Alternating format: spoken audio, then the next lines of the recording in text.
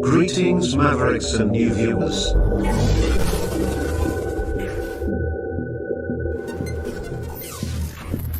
Tonight, direct and live from the Maverick News Network World Studios. This is Maverick.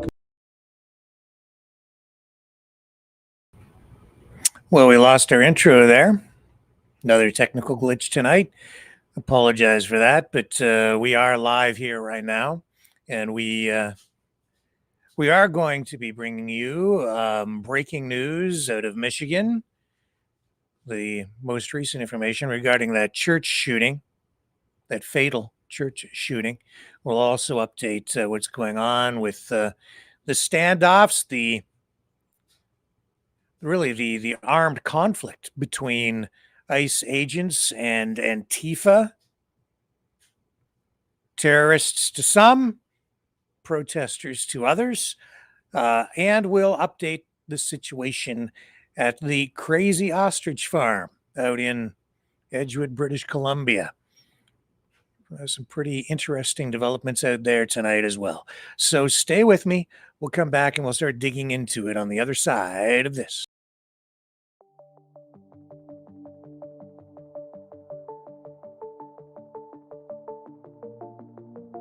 Greetings, brave Mavericks. Our quest for truth continues. We go beyond fake news. Together we expose propaganda. Together we pull others out of rabbit holes.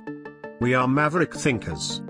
We are all unique individuals, defenders of individual rights and freedoms, credible, trusted, grounded in reality. Maverick News. Defending free speech. Donate at freedomreporters.com. Do it now. Tomorrow may be too late. Maverick News. The world is watching.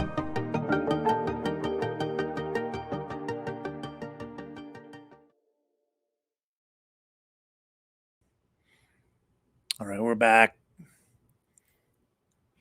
I don't know how many of you are aware or are up to date on this, but we are following this church attack in Michigan, which has killed 2, injured 8. Suspect was also killed.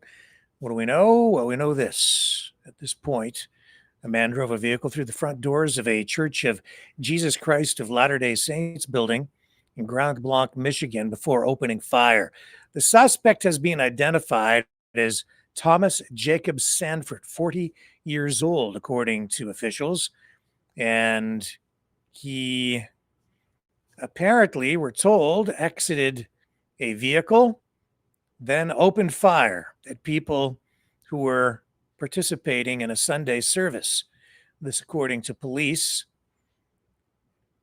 Now, mainstream media using that assault rifle term, which some people take exception to, other people think it's accurate.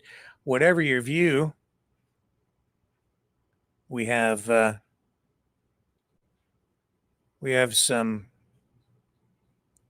fatalities here tonight, and we're going to go to this news conference footage out of Michigan with the authorities who will give us the most recent up-to-date information. Here we go. Without everyone who's standing up here today.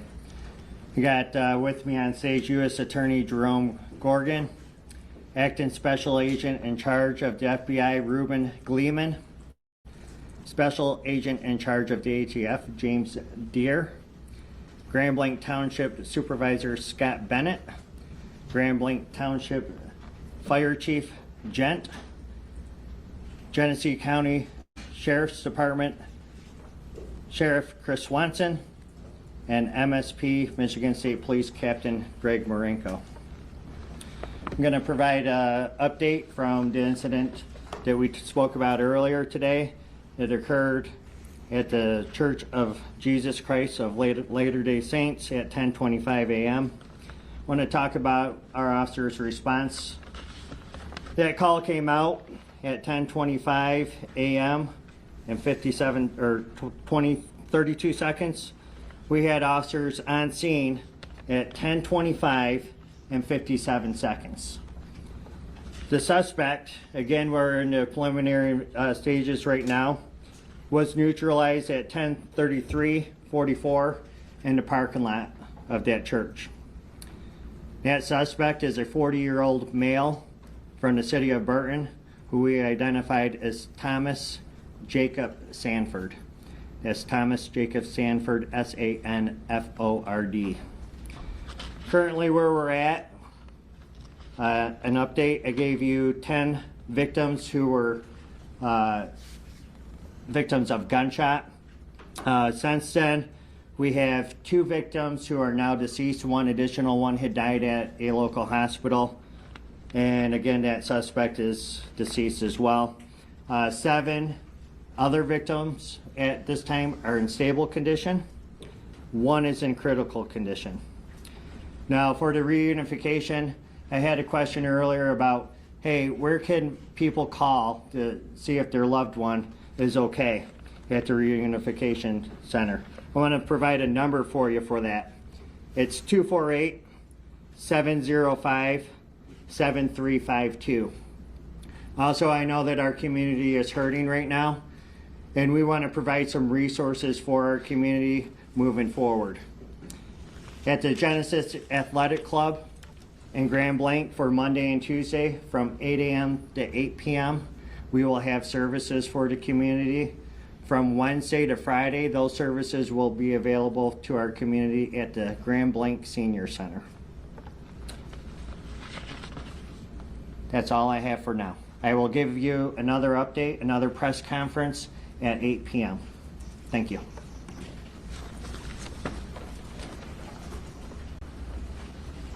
Okay. So that's about 1 hour from now, and we will see if we can dip into that as the broadcast continues here tonight on Maverick News. Let me take a little break. We'll regroup and continue right after this.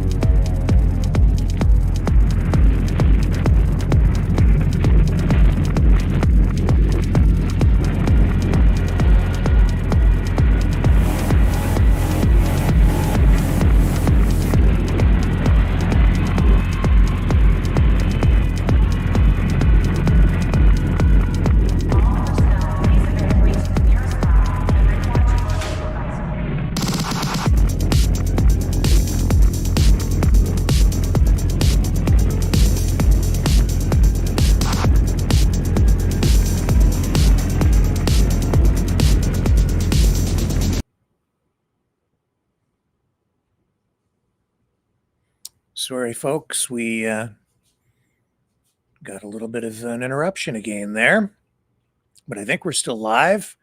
Let me just run this little promo transition again, and I'll check just to make sure everything is still configured properly since we had that glitch.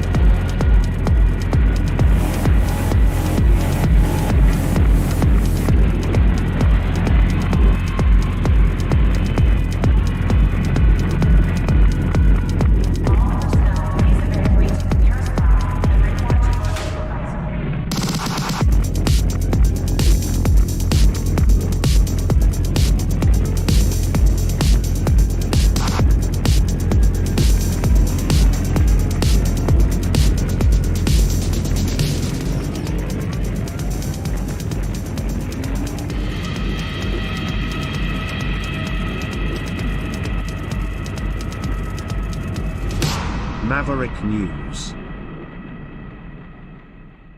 The world is watching. Okay, we're back. So again, just to kind of recap where we're at, here's footage of that church, which was set on fire when the gunman attacked. At least 2 people dead, 8 injured. Suspect also killed in the shooting. Authorities say this fire broke out at the church. They say it was very likely deliberately set, obviously, by the gunman. The blaze has been extinguished now. Investigators are concerned. They say more victims may be found yet. And we are still looking ahead to an updated news conference beginning in about 45 minutes' time. We will see if we can find a stream for that at 8 p.m. Eastern. As many as 3 improvised devices were found at the scene, according to U.S. law enforcement, who, as you just saw, updated us on the situation. So again, there's footage of this horrific fire, violence, senseless, not just here, but in many parts of America tonight.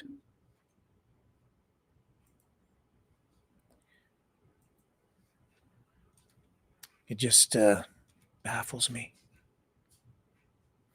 We will move on for now. We'll see if we come back to this story at 8 p.m. We have a lot of ground to cover between now and then, including what is going on with these ICE agents in Portland and even Chicago tonight. What's going on with Trump? Just waiting for the computer to catch up here.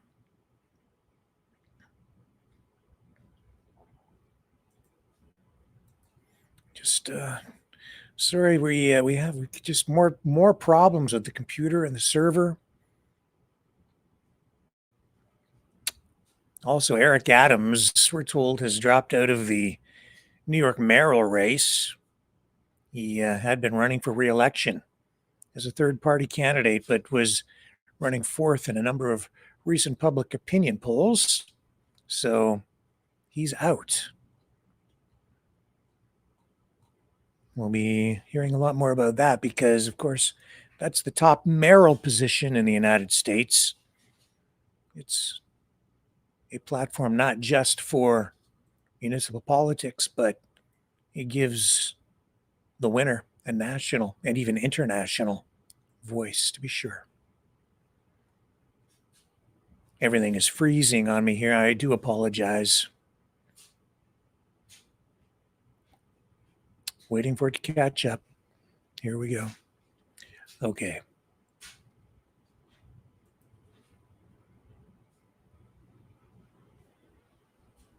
All right, before we get into that, let's just pick this up here. We'll go over to the I can't get the computer to cooperate, so we'll give you this information on what's going on in Ukraine until the computer can catch up. We've seen massive drone attacks for 12 straight hours on Ukraine by Russia. Overnight, over 600 drones and missiles. Apartment blocks, entire apartment blocks devastated. Medical centers by these Russian drones and missiles. And Ukraine has struck back, apparently striking the Luch thermal power station. Belgorod is a city of about 340,000 people, and it has been left in total darkness as a result of this strike by Ukraine against this power station. We have footage here. So much for peace. Trying to get this to come up. We got to close some things down here.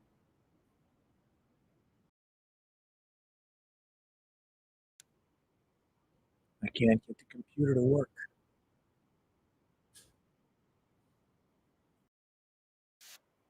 second here.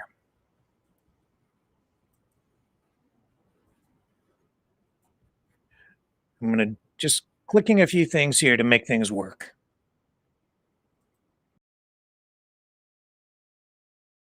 Let's try this. Okay, here we go.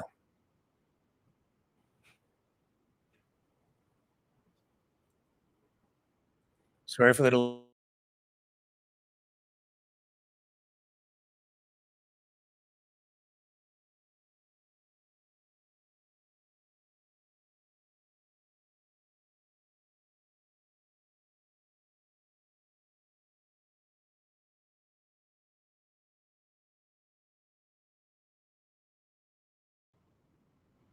Sorry, I think I'm back. I am. All right, let's try it again. I don't know if it will work or not. No. Let me do this. I'm going to do some other things to try to make this system work so we can continue with the broadcast. Hang on.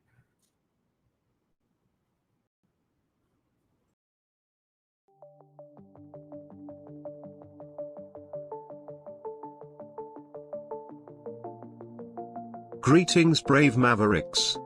Our quest for truth continues. We go beyond fake news. Together we expose propaganda. Together we pull others out of rabbit holes. We are maverick thinkers.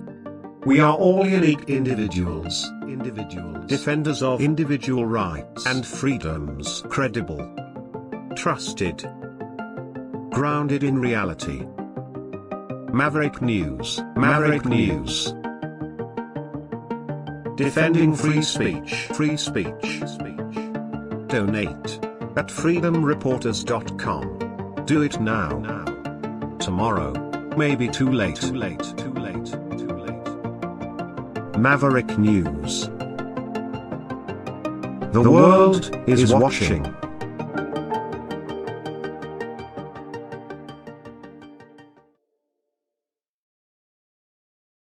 I made some changes. Let's see if it made a difference. Here we go.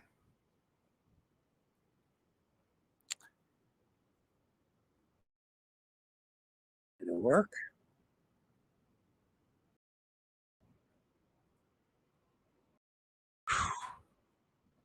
This does not want to work tonight.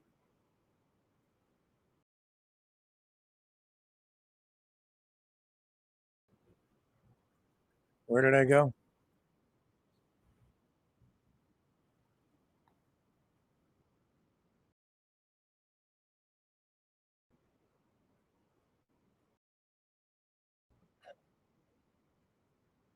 Okay, I am still live. Okay. I am really sorry, folks. This is not working. How about that? Now we have video.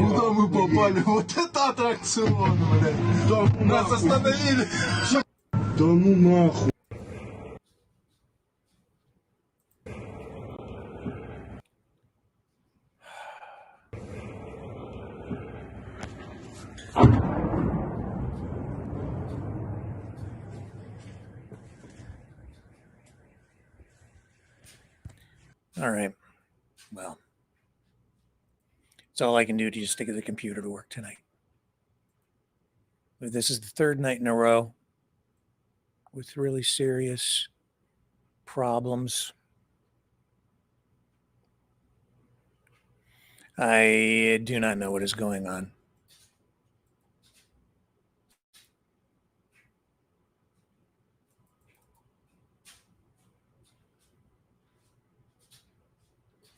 Nothing will work.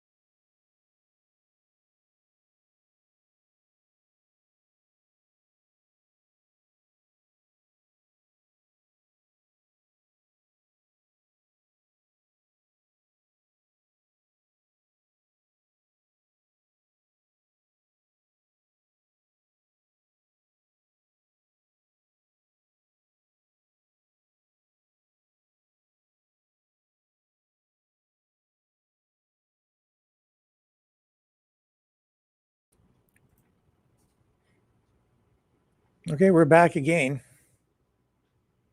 Hang on, let me see if I can. Oh, just won't cooperate. Hang on.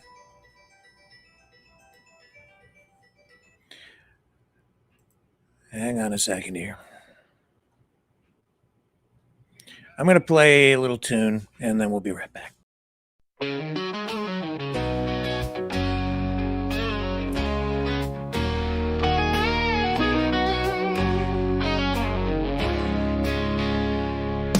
Out on the road, the future's in sight. The DeLorean's ready, it's time to ignite. Stainless steel with the gull-wing doors. This machine's built to break all the laws. Flux capacitor lights the way when the speed hits 88.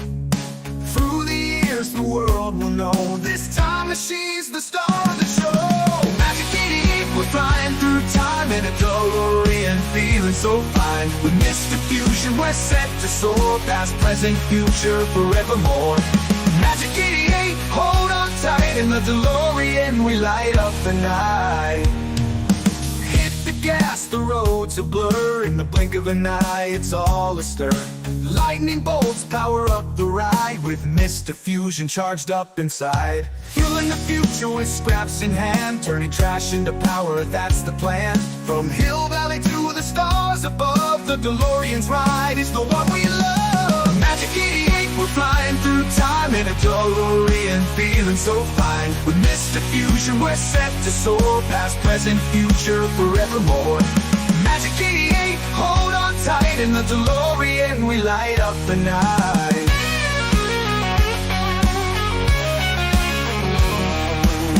Great Scott, we're on the move. In that DeLorean, we found the groove. From Doc's Wild Ride to Marty's Scream, this car's the heart of the dream. Movie magic shining bright, DeLorean's wings ready for flight. Through history, it stole the show. Now forever, it's the car we know. Magic 88, we're flying through time in a DeLorean, feeling so fine. With Mr. Fusion, we're set to soar past, present, future, forevermore. Magic 88, hold on tight. In the DeLorean, we light up the night. When you see those lights aglow and the tires blaze as the legends go, remember the ride that made us believe. With Mr. Fusion's power, we never leave.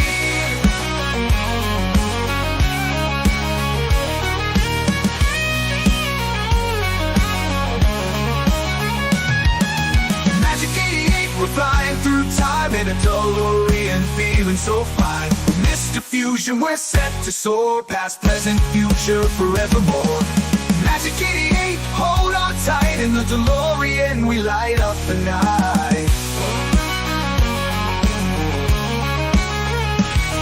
Great Scott, we're on the move.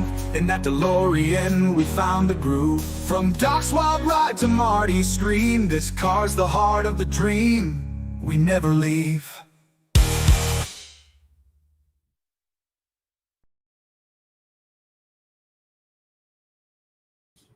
Okay, let's try again. See if we can make something out of this tonight. These agents, FBI agents that took a knee during the George Floyd riots, I guess they've been fired. So there's that, while at the same time we're seeing these protests in places like Portland, protests, standoffs, civil war, whatever. They're getting a little weird and violent. Here is viewer discretion advised because there's a topless person in this. Okay, here we go. So this person that you're about to see took off their top to protest ICE in Portland.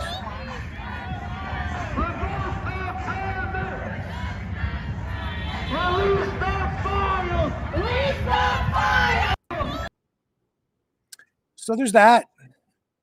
America Tonight. Then Donald Trump posting this on Truth Social. Border Patrol will take no nonsense, he says.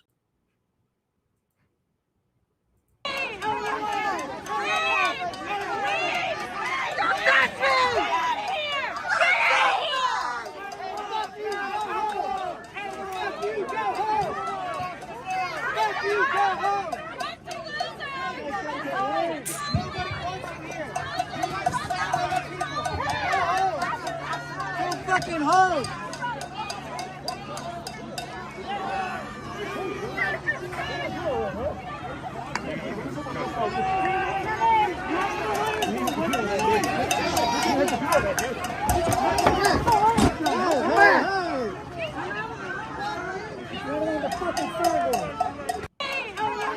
Okay, you may have noticed there just briefly somebody wearing a bright green hat. So let me see if I can find it for you. Right there. So I also noticed a post today from journalist Annie Ngo, NGO, who rose to prominence a few years ago, in particular because he was assaulted by Antifa and suffered some pretty serious injuries, including, I think, a concussion. Anyway, he posted tonight just drawing attention to the people wearing those green hats, saying that they may appear to some people to be neutral observers, but he says they're not. Says they are actually sort of operatives for Antifa, who then help with legal battles to help people who get arrested on the Antifa or the left side, to help them avoid being prosecuted or get out of charges. So I don't know how far that goes or exactly what that involves, but that's what I'm just passing that on. So if you see those green hats, that might be something we can learn more about. And as I indicated, you're also now seeing this same kind of how can we describe it? Unprecedented standoff situation in Chicago tonight.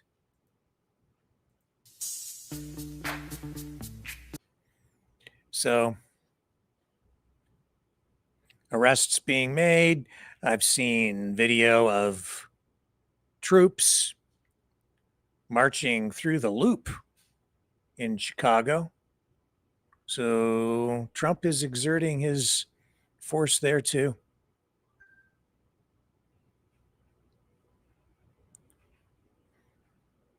And not pulling back on the rhetoric that he's using. Let's do a Truth Social scroll. Since we're here.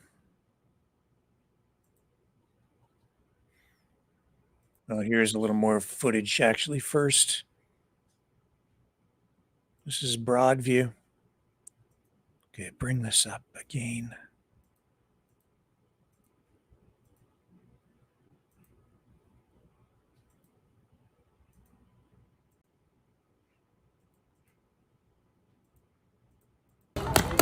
Get back! Get back! Get back! Get back! Get back! Get back! Get back! Get back! Get back! Get back!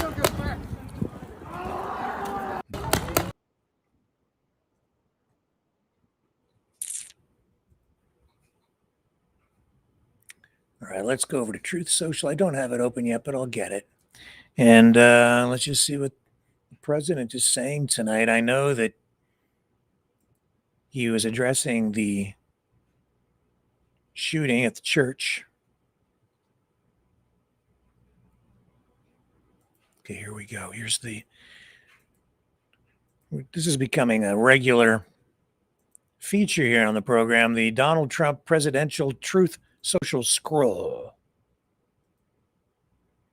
Trump Army, he says, breaking in a stunning move. Oklahoma becomes the first state where every single high school will have its own Turning Point USA chapter. We already reported on that. President Trump, you're way behind the curve. We had that at least 2 days ago. Scroll down. What else do we have here?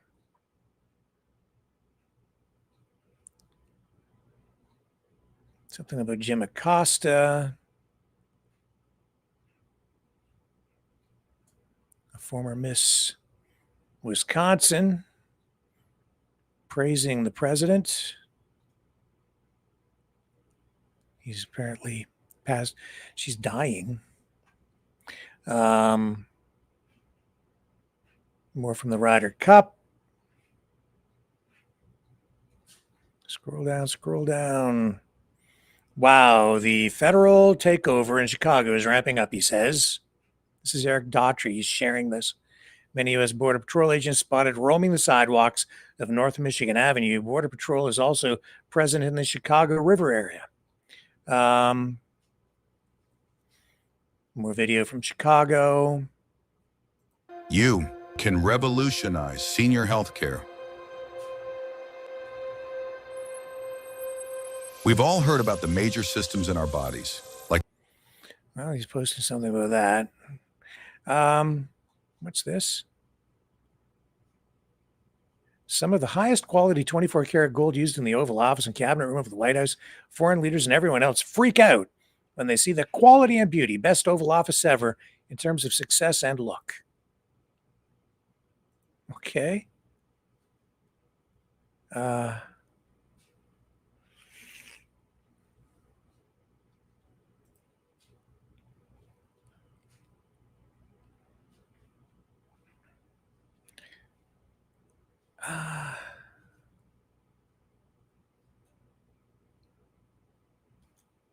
All right. Weird. That's weird to me. It's just weird. Okay, Russell M. Nelson, the president of the Prophet of the Church of Jesus Christ of Latter-day Saints, passed away last night at the age of 101. He just had his birthday earlier this week. Russell was sharp and engaged in service right up until the end. Our hearts and prayers are with his incredible wife, Wendy, his 10 children, 57 grandchildren, more than 167 great-grandchildren, as well as members of the church all over the country. Russell had a remarkable life, pioneering life-saving heart surgery techniques, and of course, his ministry of many decades. He was a physician, literally and spiritually. He will be greatly missed. Okay. Scroll down. He probably will address the church shooting. There it is there. I have been briefed on the horrendous shooting that took place at the Church of Jesus Christ of Latter-day Saints in Grand Blanc, Michigan. The FBI was immediately on scene and will be leading the federal investigation and providing full support to state and local officials. The suspect is dead, but there is still a lot to learn. This appears to be yet another targeted attack on Christians in the United States of America. The Trump administration will keep the public posted, as we always do. In the meantime, pray for the victims and their families.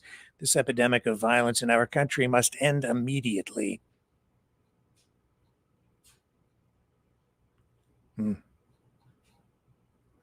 Okay, so that gives us a sense of where the president is at tonight. Canada Post in Canada, by the way. Oh, you know what? Here's this post from Andy No. So he's saying, let me just bring this up. I found this interesting. I didn't know this. I find him to be credible and accurate in what he reports, certainly on the conservative side or the right-wing side of things. But I'd say he's one of the more credible journalists out there these days, and that's saying a lot. It says, if you see people in these green hats at far left riots, know that they are not independent legal observers, but are rather members of an Antifa legal group called the National Lawyers Guild. The group helps Antifa and far left terrorists escape prosecution. I I worry when I hear that word terrorists thrown around. It's a serious term. I see it being used and applied to a lot of people in a lot of circumstances. I don't know if I don't really like it. We'll see how it plays out in the days, weeks, months, years ahead, what that really means by using it in this way. So there you see the green hats and helmets.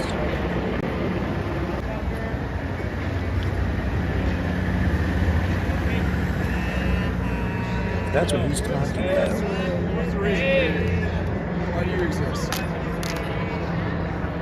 Why do you exist? Yeah, and I do know that those protesters on that side of the political aisle, when they are arrested and have been arrested, and they always have, and as far as I know, they always have teams of people or representatives, people who will go and help them get out of jail and provide legal assistance along the way, where and when needed. So they do have a system, a team, a whole hierarchy in place there. Okay. So about 15 minutes away from what we're told might be another news conference regarding the church.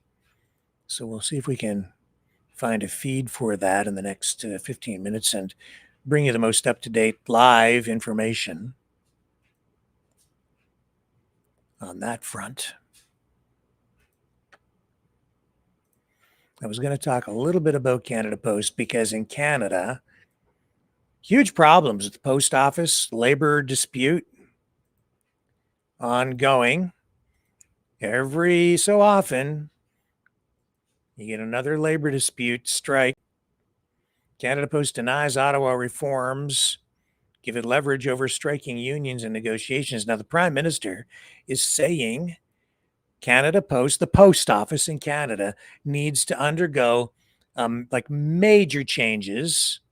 Otherwise, it's not going to be, he says it isn't right now, viable. Losing $10 million every single day. Says Canada Post is denying the Liberal government's directive to change the Postal Service's operational model, gives it leverage over the striking union in negotiations as the two sides continue their days-long showdown. Quote, I wouldn't argue that it's given us any leverage, said John Hamilton, a spokesperson for Canada Post. He was being interviewed on Rosemary Barton Live on CBC. The union walked out in response to them. The quote continues, we've been told it's now time to get back away from the taxpayers' subsidies and make the changes, Hamilton said. I'm surprised the post office is still in existence, honestly, with all the abuse that the system has been subjected to. That's my opinion. Everybody abuses the post office in Canada. It says here, shortly after Ottawa announced the reforms, Canada Post said it was reassessing an offer it had planned to make to Canadian Union of Public Postal Workers and would present a revised version to workers when ready. The post office has been given 45 days to submit a cost savings plan to the federal government. And Hamilton said, we're now working on that. The problem with the post office is the post office itself, like as a functioning business, crown corporation, whatever, but as a business, they have made some pretty major changes in the way they operate over the years, but everybody abuses the post office. You have the post office has done a lot of things to privatize. So, for instance, you now have post offices in pharmacies, like Shoppers Drug Mart locations. And I go to the one down the street here when I mail stuff out. I go to the privately run postal outlet at the Shoppers Drug Mart.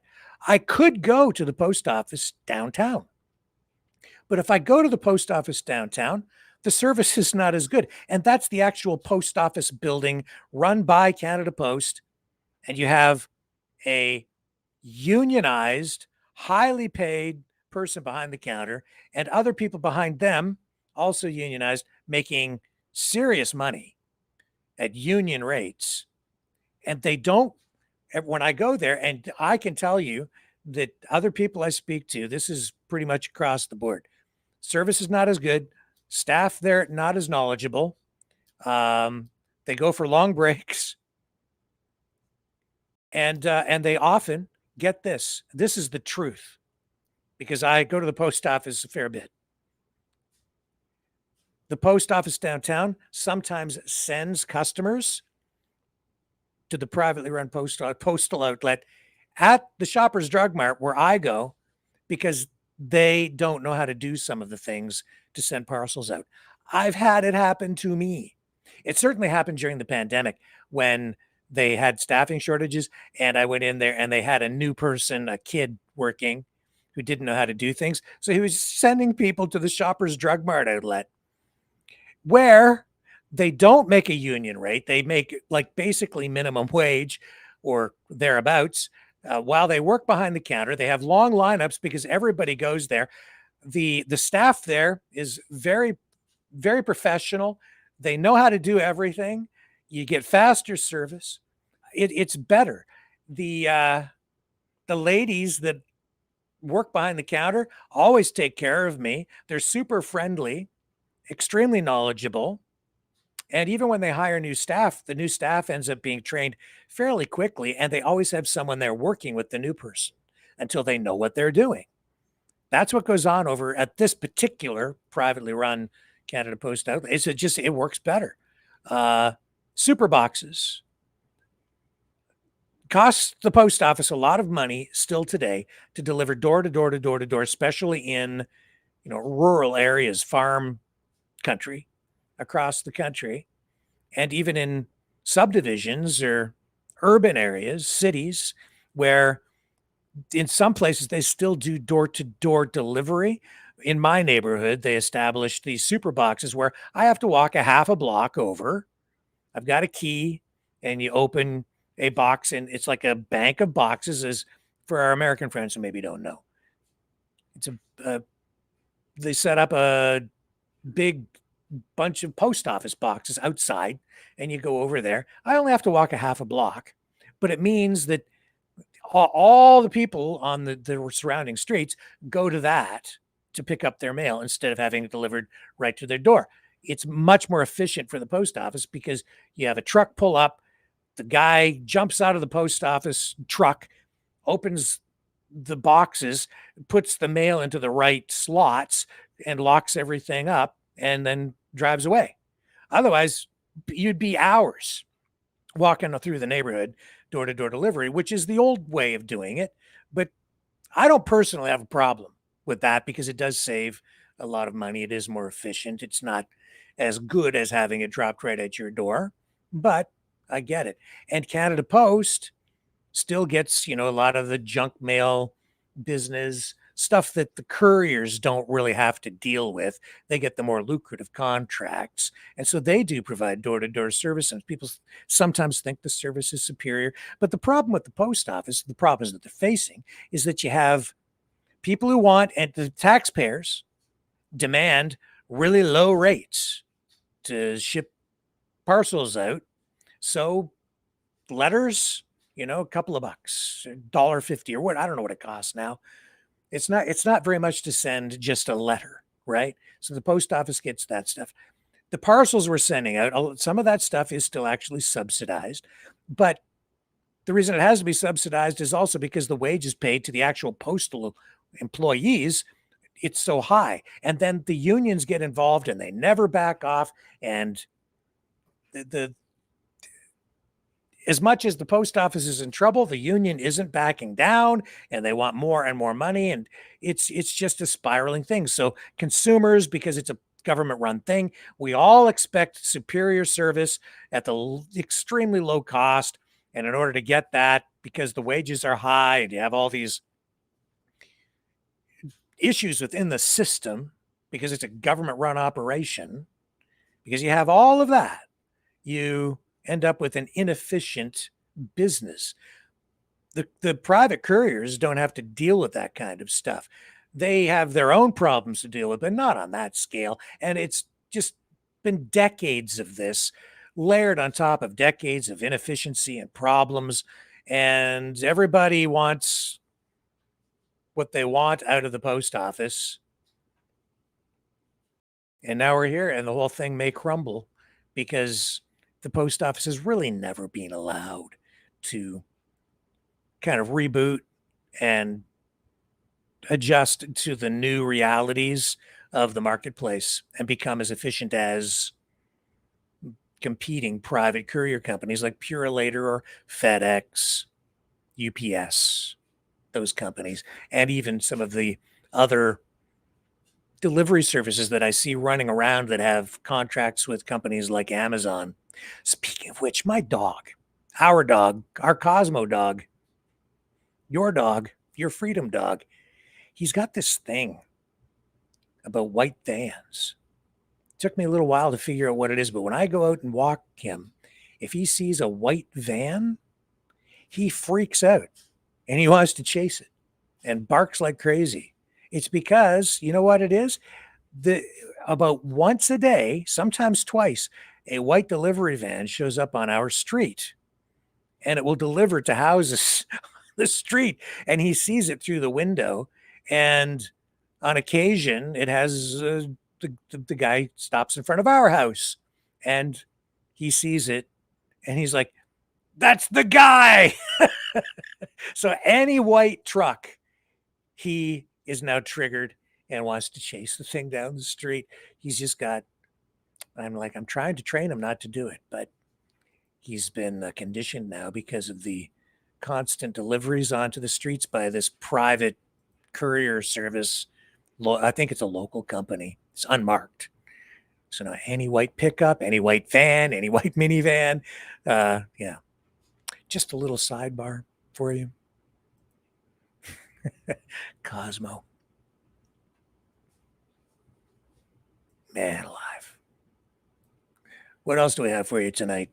Okay, let's take a little break. Let me see if I can get that live feed established for this 8 p.m. news conference on the church fire, which, of course, is obviously disturbing, tragic. Another church.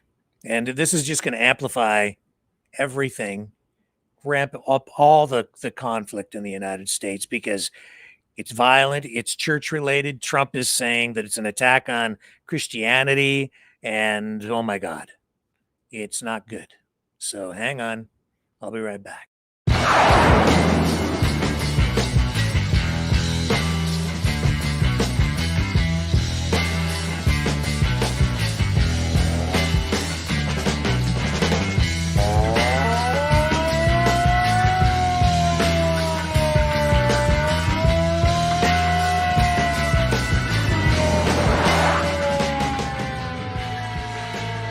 Maverick News.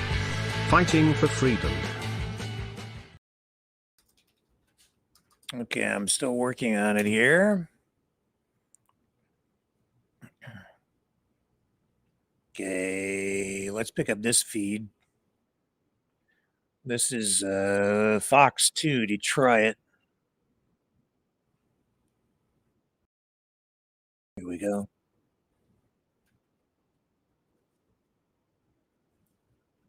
Okay. This is a live feed. Fox 2. This is WJBK.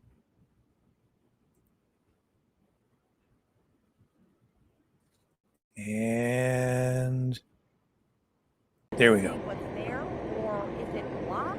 Or, I mean, at this point, have they already gathered their information and we're going to hear maybe more at 8 o'clock? I know you don't know for sure, but what have you seen in terms of... Let me show you that turn. Marcus, you can stay where you're at. I'm going to walk over there and show her how far I was when I took that picture. I was right up to here. And I'm going to kind of point past this road closed sign where all of those police cars are over there, where some of these cars are being allowed in. 0.2 miles from here, there's a Jehovah's Witness Kingdom Hall sharing a parking lot with the actual church. On that church right now, it's lit up. It's a crime scene. It's an investigative crime scene. So there's one light sitting on that thing.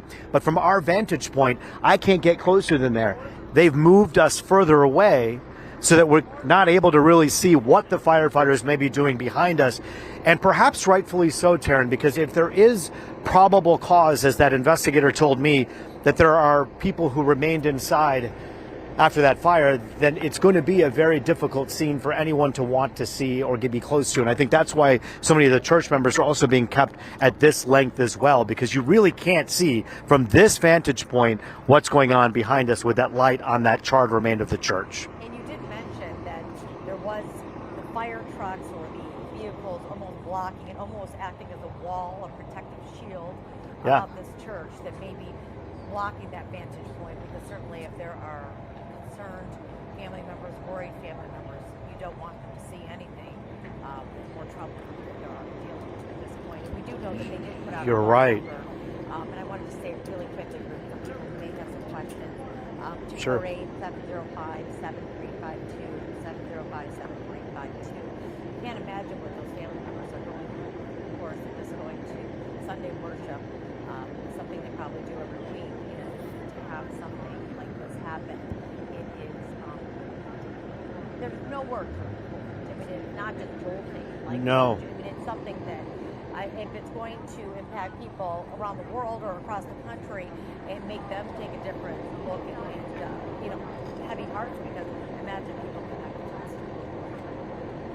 Well, you're so right. In fact, I talked to a national news correspondent who had just gotten here, and he and I had known each other for a little while, and he walked up to me and he said he was actually sitting inside of a Church of Latter-day Saints church a few hours from here, 4 or 5 hours from here, and was sitting in the church when his phone lit up saying that there had been a truck rammed into and a fire at another Church of Latter-day Saints. So the member of the media who's covering this very terrible tragedy with the Church of Latter-day Saints actually was inside of a Church of Latter-day Saints place of worship this morning when the news broke, and he learned he had to get in an SUV and haul it over here to Grand Blanc, Michigan, a place that when anyone woke up this morning, we would know that the eyes of the world would be watching so carefully, and the eyes of the world are watching so carefully. We have media from all over the globe that have now surrounded this area that I'm standing next to.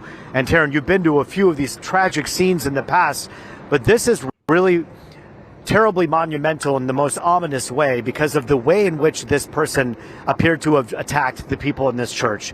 You and I talked about this earlier, but it is one thing to have a church shooting that is terrible enough. It is absolutely awful enough to have a fire happen. Terrible enough. And it is terrible to have anyone ram a vehicle into a place of worship. Bad enough. But when all three happen, how can you expect anyone who's a member of this church to be anything but stunned? And that's what we find around us right now. People are stunned, including, as I think I mentioned to you, a member of, who is an elder member of the church who is wearing a black tie and a white shirt, wearing his Sunday best, perhaps from this morning, now waiting with the entire congregation that is wondering what happened, and they're all on the other side of the street. Out of respect, we're giving them some space, but that's where we're at right now, and that's the scene. I do want to mention, Taryn, it was quite sad. We actually saw a funeral hearse come in about 2.5 hours ago, and about 30 minutes ago leave here with 2 people from the funeral home on the inside. I'm not clear on exactly what is happening inside that church, and we certainly hope in the matter of minutes that investigators will help the people who have family members that attended that church understand what exactly transpired inside. Were there people remaining? Right. Well, Roop, very true, everything that you said, and it's really heartbreaking to see what people are having to deal with at this point. We're going to let you go right now because we know that law enforcement is about to take that podium any moment now, and we want to be able to be ready for when they speak. And we'll talk to you a little bit later, but thank you for bringing us up to date on what you're seeing. And just to recap right now, though, we know that church attack, that violent church attack happening at 10:25 this morning, 911, that's the first time that the call came through. Police arrived and have discovered that an individual drove a truck through the wall of the Church of Jesus Christ of Latter-day Saints in Grand Blanc Township. That's located in McClandish Road, and that's right just about short distance from the Flint area. It's in Genesee County. Hundreds of people were inside at the time. Once he went through the wall, he opened fire. We understand that multiple people were hit. Police arrived moments later. They went into a gunfire exchange with the shooter. And unfortunately, in total, 10 people were dead, including the shooter, 2 victims, people that were attending the church, and then also 7 other people were able to survive. 1 is still critical, the rest stable. We're waiting for an update from law enforcement. We know they're going to give us an update at a press conference. Any moment now. We're looking to see if they're going to take that podium. But in the meantime, we do know it has been confirmed that he did serve in Iraqi, Operation Iraqi Freedom from 2004 to 2008, this individual. And we did find out he's won several awards for his service. We also know that he had a wife and a son. Neighbors we talked to today said he seemed like a stand-up guy, he's just normal guy. So that makes people wonder what may have caused this, what may have motivated such a massive, violent attack on a church.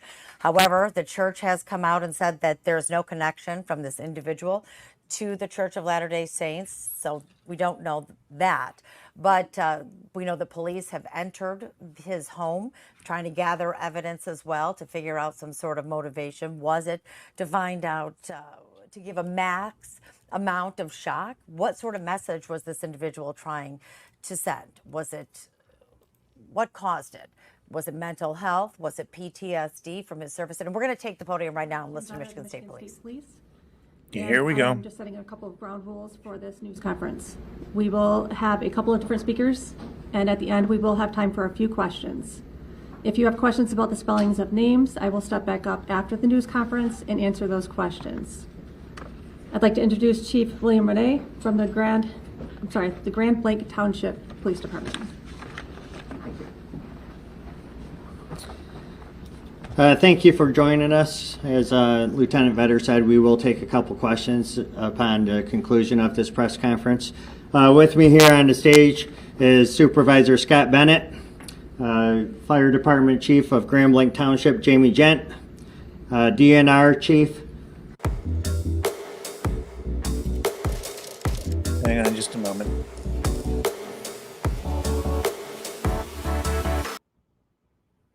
Let me get this back up. For this area in Michigan. I have a couple updates for you. There is a couple additional bodies that we've discovered in the church. So that makes our total victim count up to 4 victims. As I said before, there has already been the suspect who is deceased as well. So we have 5 deceased persons from this tragic incident. Again, our thoughts and prayers go out to the victims of this incident that could have been completely avoided. And it's very tragic, and that's not what our community is. I'm confident that we're going to overcome this, as Grand Blanc always overcomes these type of incidents. And I'd also like to acknowledge the heroism of not only the first responders, but the people who were inside that church at the time. They were shielding the children who were also present within the church, moving them to safety. Just hundreds of people just practicing their faith. Just extreme courage, brave, and that's the type of community that we are. Law enforcement, again, we were on scene within 30 seconds from that original 911 call. Within 8 minutes, that suspect was neutralized in the back parking lot of the church by a DNR officer and a Grand Blanc Township officer. So where we're at right now, we're working tirelessly. We're working all night on this particular incident. I know that you guys have questions, and it's not only this community, but it's nationwide, you know, all throughout the United States. So we're working hand in hand with our federal partners. So I'd like to introduce FBI Agent Ruben Coleman to you, who he will give you an update on where he's at within the federal investigation. Sir.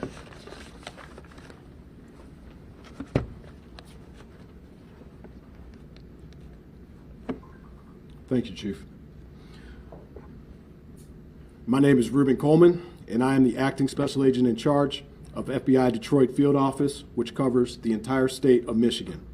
First, I want to sincerely express our condolences to the victims of this shooting, their families, and this entire community.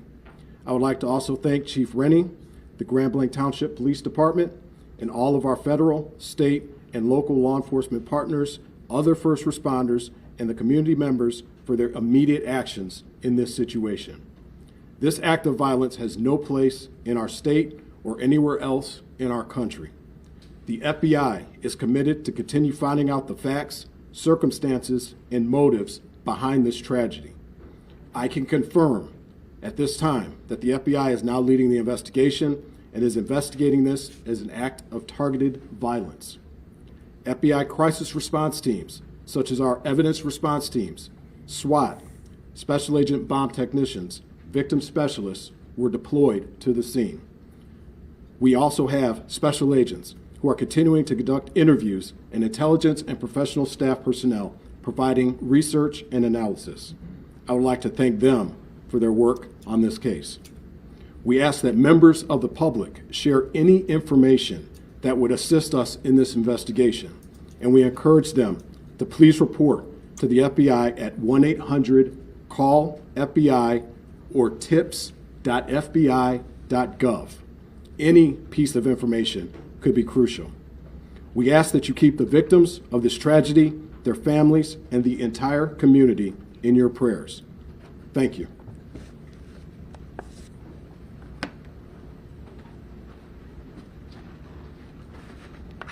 Thank you, sir.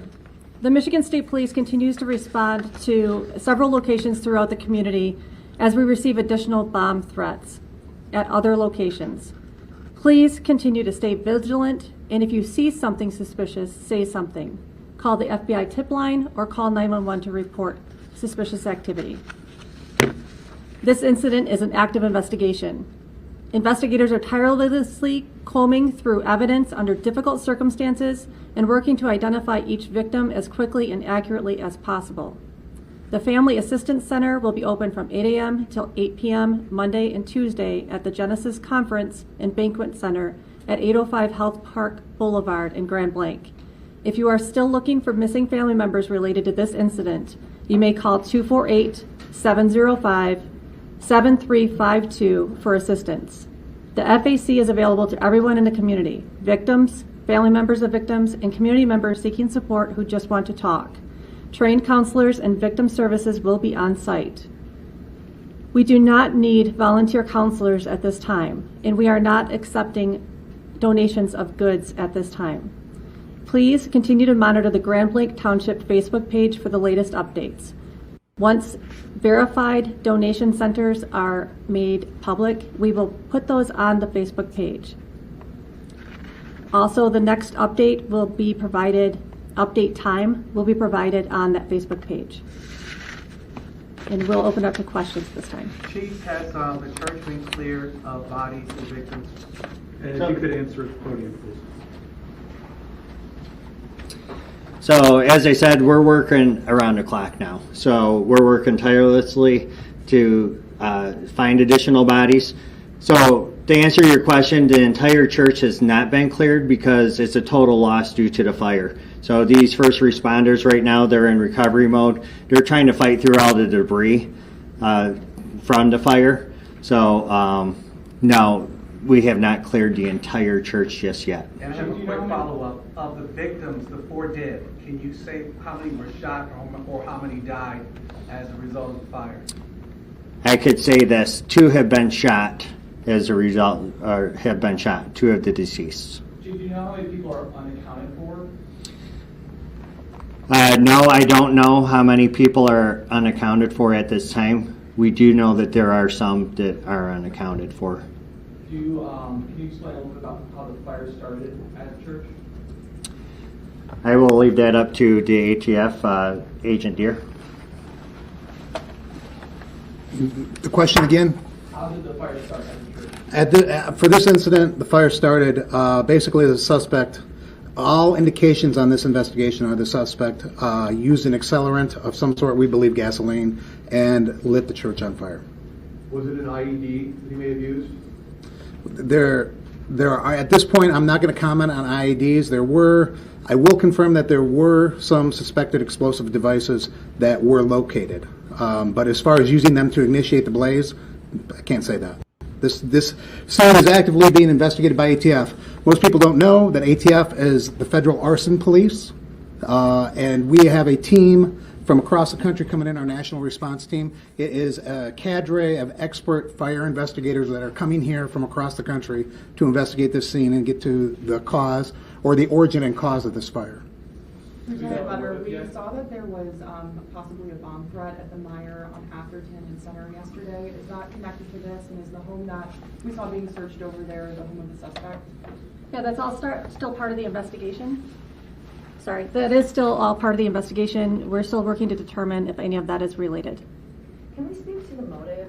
We're hearing speculations that it might have anything to do with the Charlie Kirk assassination in Utah. That's exactly what it is, a speculation, and we won't come to those types of conclusions for some time. Do you know if there's any connection between the suspect and the church or its members, any prior connection? Again, part of the investigation, we're not going to speculate at this time. Right now, we are working tirelessly to recover the victims of this incident and reunite families. Please be patient as we work through that process. Were the law enforcement officers there close to the scene and how they were able to respond so quickly within just seconds? Thankfully, yes. Were there any other injured? You mentioned there were additional bomb threats. Is there anywhere that the community should be aware of or to be safe from? The community should remain vigilant, and anytime they see something suspicious, they should report it immediately. There's at least one other report that a local church was searched by the bomb squad. We've searched multiple churches this evening for bomb threat protocol, yes. Is that based on actual threats? Yes. Okay. We've received 911 calls about bomb threats or other indications that there was a bomb at a different location. Some of them were churches, and we've responded and cleared those locations. Did those threats come after the suspect was killed at the church? Yes. Was there an officer at the church already? I think that's part of the investigation. Do you have a comment on it? Were those LDS churches where the bomb threats were, or were there other denominations? I can't. Does that speak to a motive? Yeah, I can't answer that at this time. But What else can we say about the suspect? You know, you're not going to talk about motive, yes, but what else can we say anything about him at all? right now, what we'd like to do is talk about the heroism that we saw today. The people who responded in such a valiant way to protect the others, both law enforcement, fire department, EMS. Everybody did an excellent job working together to keep people as safe as they possibly could. We stopped by Holy Family Catholic Church, and there was a heavy police presence there. Is this at all connected to one of those bomb threats that you're mentioning? Is it potentially connected to the incident today at the LDS Church? I don't have knowledge of that exact location. Do you have anything? Okay. That's going to be all for questions. I thank you for coming and appreciate the assistance. Can we get your name again, please? Sure. Yep. I'm Specialist Lieutenant Kim Vetter, Michigan State Police. Vetter. Is he as in Baker or V as in Victor? V as in Victor. Thank you. Any of the injuries, any of the people just injured by fire, by burns? We're still working on that. Yep. Thank you. Yeah, thank you. Still just 8 people in the hospital, sir? James Deere, D-E-I-R. D as in David, E-I-R. Okay. Any other spelling? It's the only other questions we're taking. No? Okay. FBI. FBI acting special agent in charge. Okay. So that was the latest press conference regarding the Michigan church shooting. Let me take a break. We'll come back more after this.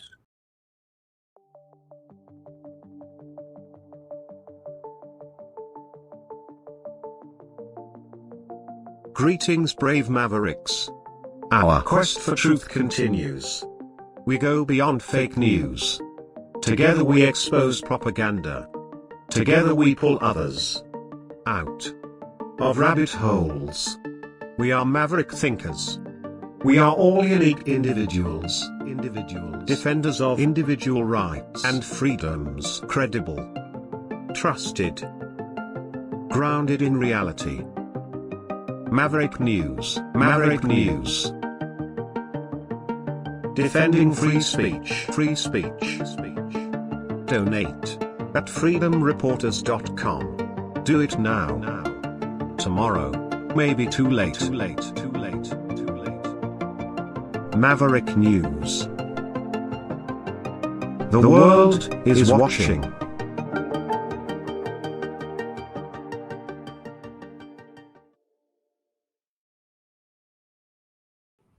As we just saw in that news conference, police announcing they have now discovered 2 more bodies in the church, which was set on fire by the shooter who drove a vehicle through the wall of the church, which was filled with people who were in attendance for Sunday services at the time. The suspected shooter, who was killed at the scene, has been identified as 40-year-old Thomas Jacob Jake Sanford of Burton, Michigan. According to this information, he lived at 4156 East Atherton Road, Burton, Michigan. He is apparently a veteran. These are photos of him.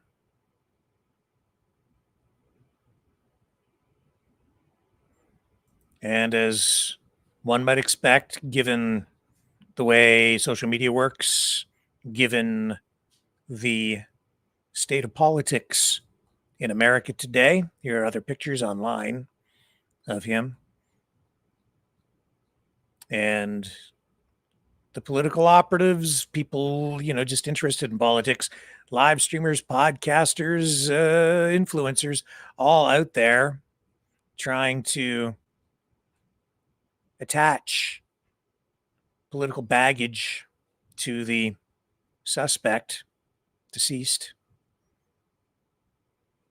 As you see here, this is Thomas Jacob Sanford, the suspect in today's Michigan church shooting. He's a 40-year-old U.S. Marine and veteran of the Iraq War. Basically, he was not black, not transgender, not immigrant. How will MAGA react to this? As I say, politics. Lucas Sanders posting, whoever Lucas Sanders is. Apparently, Thomas Jacob Sanford, the suspect of the Michigan church shooting, had a Trump Vance yard sign at his residence on the fence. Keep scrolling. A.J. Huber, don't know who that is. Some name. Breaking. That's old. That's got nothing to do with that. Here's a VR guy. Grand Blanc, Mormon church shooting suspect identified as 40-year-old Thomas Jacob Sanford. The address again. Sanford owns a 2008 GMC Sierra consistent with the vehicle seen in the church with veterans plates. He hates Christians and Trump, served in Iraq. That's the kind of stuff being posted out there. Every time these things happen, oh, he belongs to that political group or he belongs to that side. If it's a bad thing, nobody wants anything to do with the person. If it's a good thing, everybody wants to latch onto it and exploit it. Well, you can see where that's going tonight. And we'll see how it plays out. The latest negative thing on the news cycle. Okay, hang on. I'm going to come back and then we're going to dig into some of the other stuff going on out there tonight.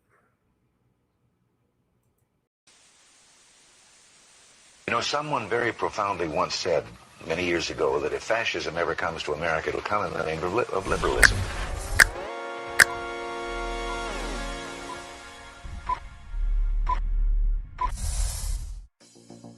Well, I think it's time we ask ourselves if we still know the freedoms that were intended for us by the Founding Fathers. If we lose freedom here, there's no place to escape to. This is the last stand on earth. The entire world is watching. every dictator, every crazy dictator in the world is watching.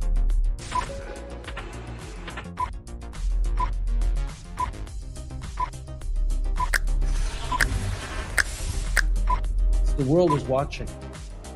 On TV, the entire world is watching. On social media. But the entire world is watching, and yes, they are seeing what we have apparently bravely been willing to say that others are thinking. Stand for freedom. Literally stand for freedom. Let's get this done. The entire world is watching. We're at war with the most dangerous enemy that has ever faced mankind in his long climb from the swamp to the stars. Maverick News. Maverick News. Maverick News. Let me have more control of my own destiny. The world is watching.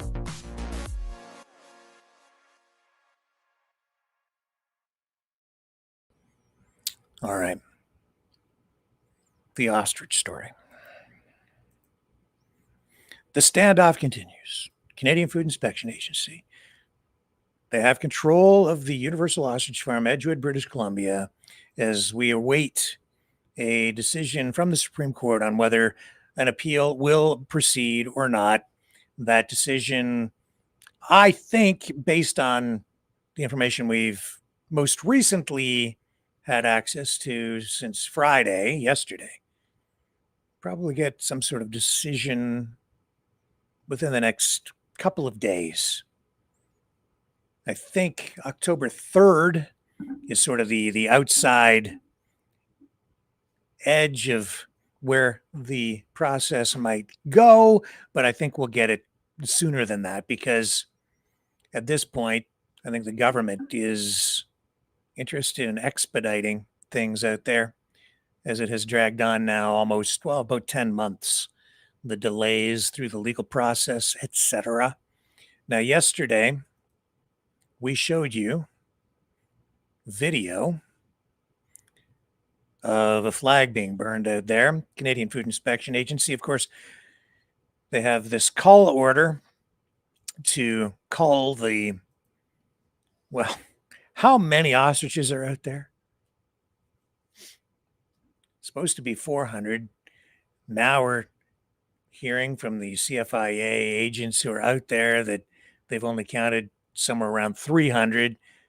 Farm owners saying, oh, somewhere between 300 and 400. I don't know how you lose or don't account for about 100 birds, but of that size in any event.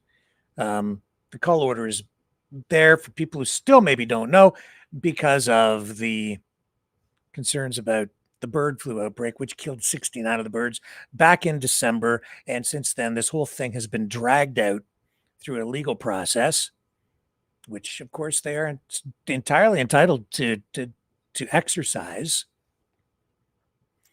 They've lost twice in court. They're hoping to go all the way to the Supreme Court with this thing, and that's why it has taken so long. Well, they've got protesters back out there because we saw that the CFIA this past week showed up on site. They were going to exercise their right. Well, they're going to exercise their authority to move in and call the herd ahead of what, at the time, it's a complicated legal thing. There was a window of opportunity there for them to move in and cull the ostriches. But then the court said, no, we're going to issue this stay and review this, and we'll give you a decision on whether this proceeds in the courts. So that's kind of where we were at. It turned into more of a standoff. Once the court stay was issued, that gave the farm owners and the ostriches some breathing room. They then kicked things into high gear. It ramped things up. Tons of protesters have now arrived on scene again. They've been there for what amounts to sort of a mini concert overnight.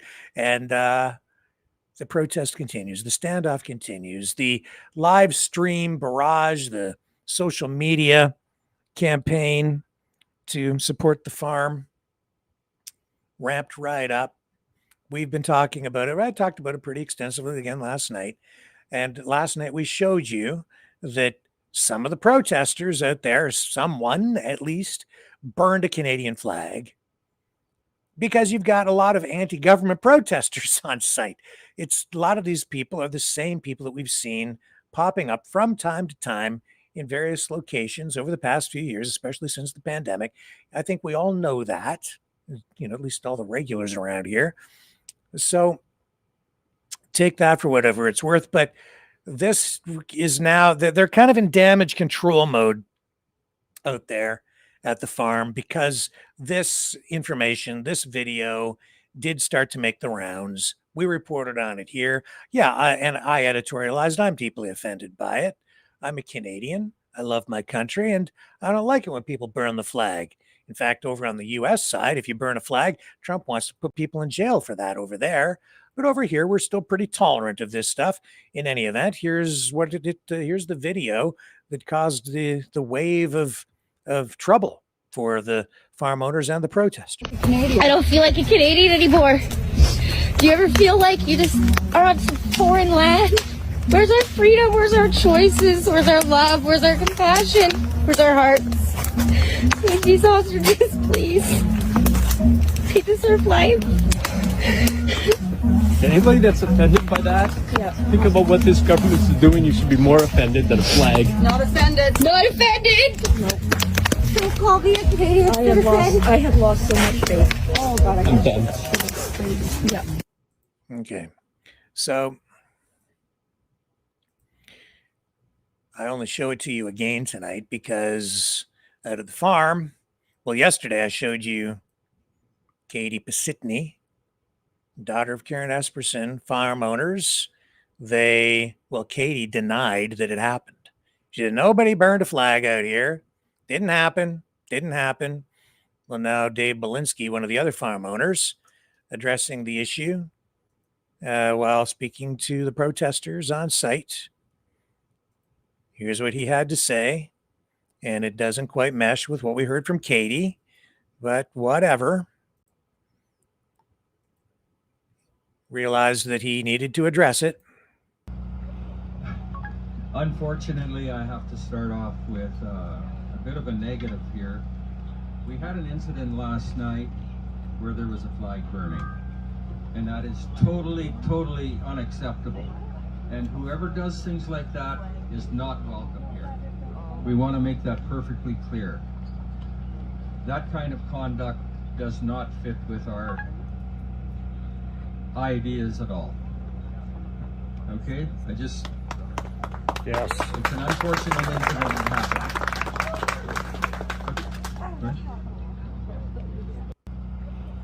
Okay, so it did happen. It did. Even though this is what was said yesterday.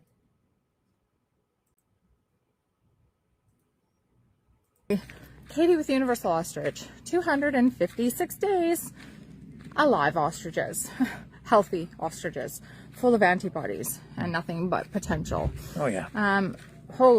So let's clear up a few things. Got one really major thing. There's this incident that they have put online showing that somebody burnt a flag, a Canadian flag here. You've come to know us over the past 10 months very well. We've been pretty transparent. We're pretty open about everything. And we would never, nobody has ever, and nobody would ever burn the Canadian flag, in which that I say we're trying to restore the trust back in Canadians, and we are trying to make Canada better again. We are trying to better the organizations that we have in our country. We are trying to repair and come together with unity and love. The last thing that would happen on this farm is a Canadian flag would be burnt. So let's deal with that one.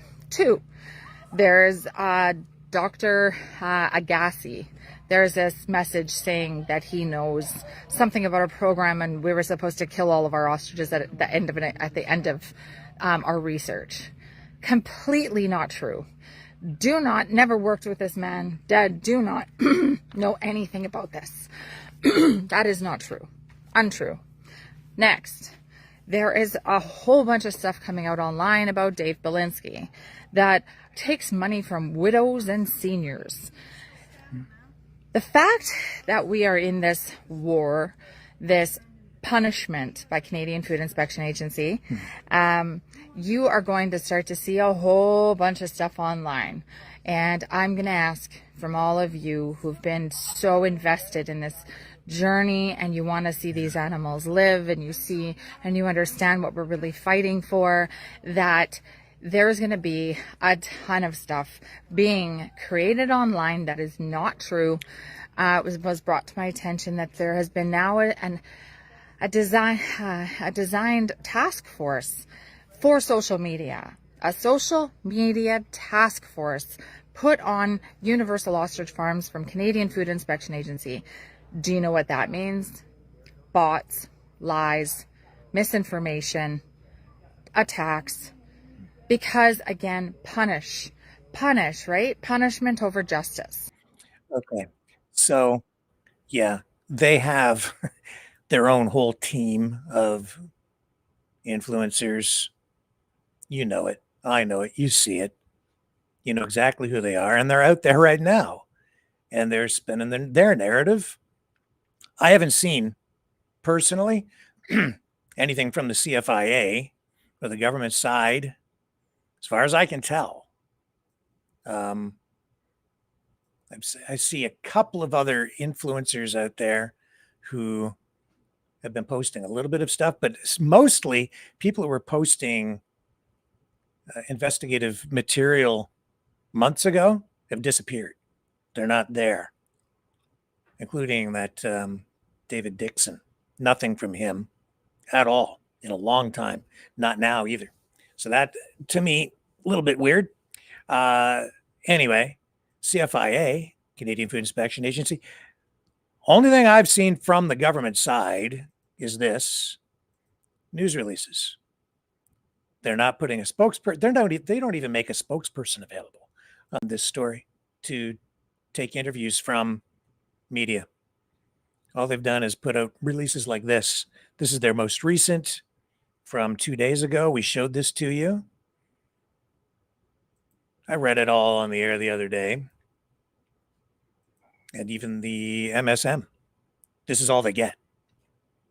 So I don't think I'm not seeing the coordinated anti-ostrich live stream syndicate out there that she's alleging exists. There are a couple of people who are posting things that put the farm under scrutiny, but I can't say if they're being paid or anything.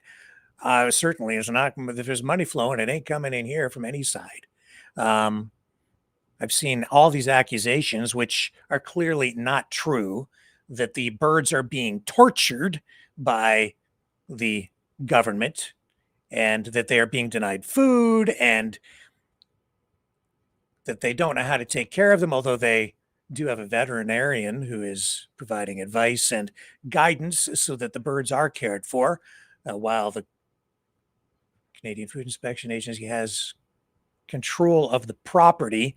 And as you see right here, it says the CFIA will continue to provide appropriate feed and water to the ostriches under CFIA veterinary oversight. The CFIA will be using feed provided by the ostrich farm's regular supplier once it is delivered. So we've seen evidence of them feeding the birds. In addition to that, from what I'm seeing, and this is demonstrably true, the CFIA is actually going above and beyond to accommodate the concerns of the farm owners. So much so that these ostriches are on some sort of special diet.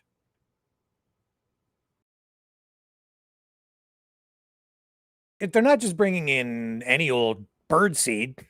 They are feeding the birds the specific kind of bird seed or feed that the farm owners want them to feed, and so they're using that stuff and accommodating it. I took note of that yesterday, and I zeroed in on something. Katie was also on another program recently, just in the last day or so. And she talked about how the birds,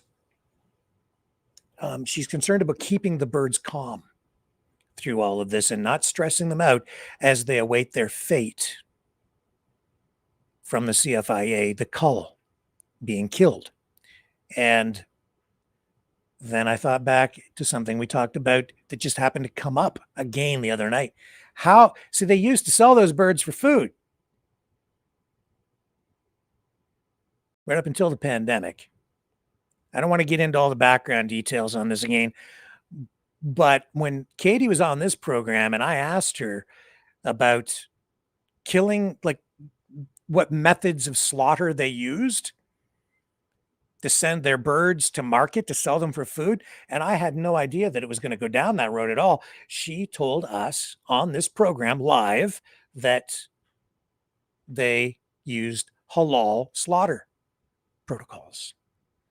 That's Muslim or Islamic compliant slaughter methods.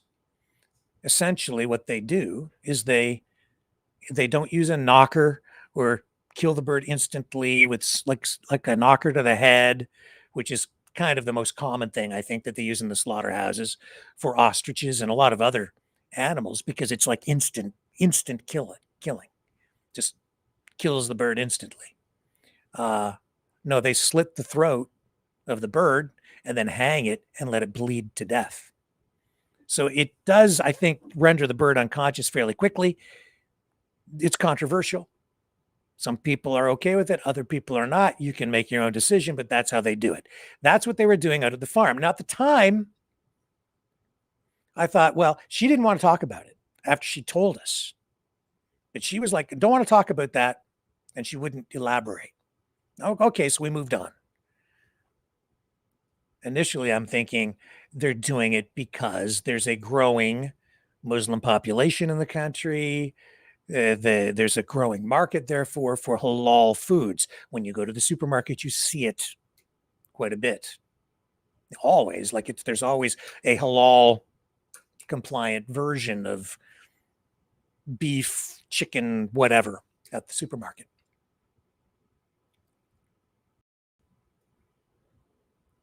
Didn't think much of it. I just thought it was being driven by the market. That's why they were doing it. And you see, some farms and slaughterhouses will just use halal method because, well, for various reasons, but sometimes it's to economize. So she says that they were killing all their birds using halal, and well, all of them, okay, must be market driven. But then, because of what she said on the program the other night, I have questions about it. Maybe we'll get some answers. Why was she concerned about keeping the birds stress-free as they wait for them to be slaughtered or culled? Why do they need special food for these birds? Why, when she was talking to us about injecting the birds, Karen Esperson, her mom, in the initial interview she did with me, indicated that she would walk among the birds. They would walk among the birds without the birds seeing the needle with the COVID antigens that they were injecting into the ostriches. And they would kind of walk among the birds. And when the birds couldn't see, they would stick the needle in and inject them so that the birds wouldn't know it was coming. All of these things are procedures that are compliant with halal method. When you're researching, using animals for research, there are certain rules. If you're a Muslim, a practicing Muslim, that you need to follow. And one of the things is exactly that. If you are injecting the birds, that is a method that is approved. not the usual method that they'd use in like a normal biolab. The feed. Animals that are about to be culled, animals that are being raised for halal consumption and market also need halal approved food.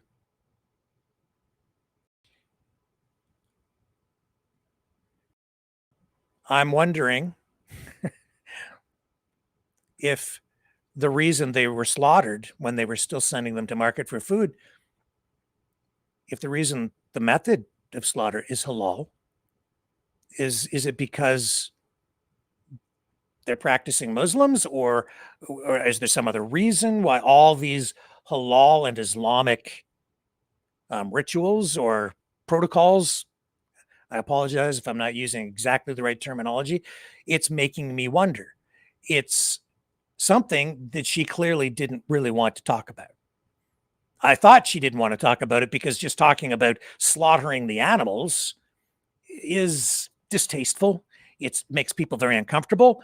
It undermines support for what they're doing out there because they don't want to talk about that, because you want to talk about saving the birds, not killing them. I'm like, okay, I get it. Of course, what they want to do is show the government killing the birds as they try to manage the risks for bird flu.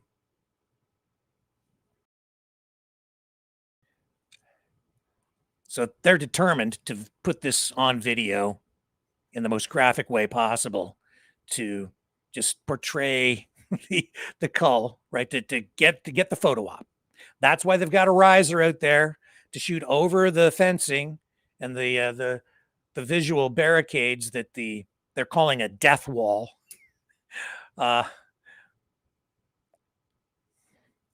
It's political theater out there. Kind of a horror show, really, all the way around. But everything's got to be good on this side and everything's terrible on that side. Where's the truth? It's somewhere in the middle, but this side doesn't want to show you. The government doesn't want to show you. The government doesn't want you to see the cull. Abattoirs don't want you to see the animals that are killed, slaughtered, to send to your supermarket. Would you go to McDonald's if you saw the cows being slaughtered? And you can find video of this stuff out there. It's all out there. You've all seen it, but nobody really wants to watch it. I don't want to watch it. I don't want to think about it, but it's the reality of things. And people desensitized, detached from where their food comes from these days. People think milk comes from the supermarket. They don't realize it comes from cows, because people live in cities, not on farms. And that's been the way it has been for the majority of people in our society for generations. So we're very, very sensitive to any images of death from which we get life, because we're getting our food there. What a game.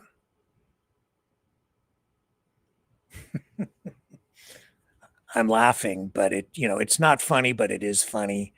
And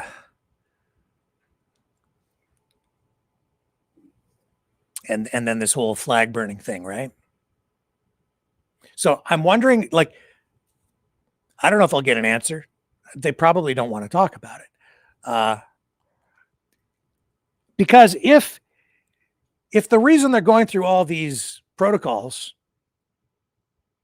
is because this is basically a farm that complies entirely with halal method, it would undermine a lot of their support, especially from, say, Rebel News, run by Ezra Levant, who's clearly pro-Israel, pro-Jewish, pro-anti-Islam.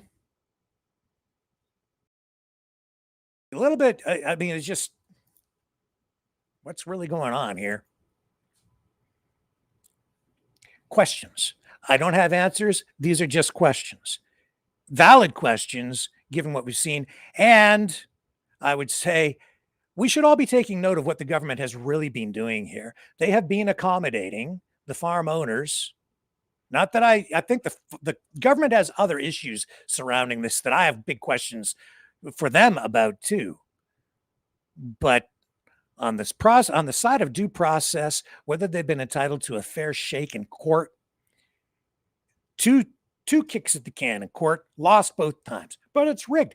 A third kick at the can potentially now being reviewed by the Supreme Court. They're being allowed to take it all the way to the Supreme Court. The delay, 10 months this has been dragging on.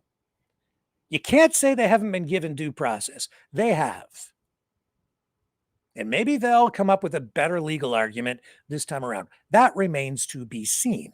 We'll see how the documentation that has been filed on both sides stands up as the Supreme Court looks at this.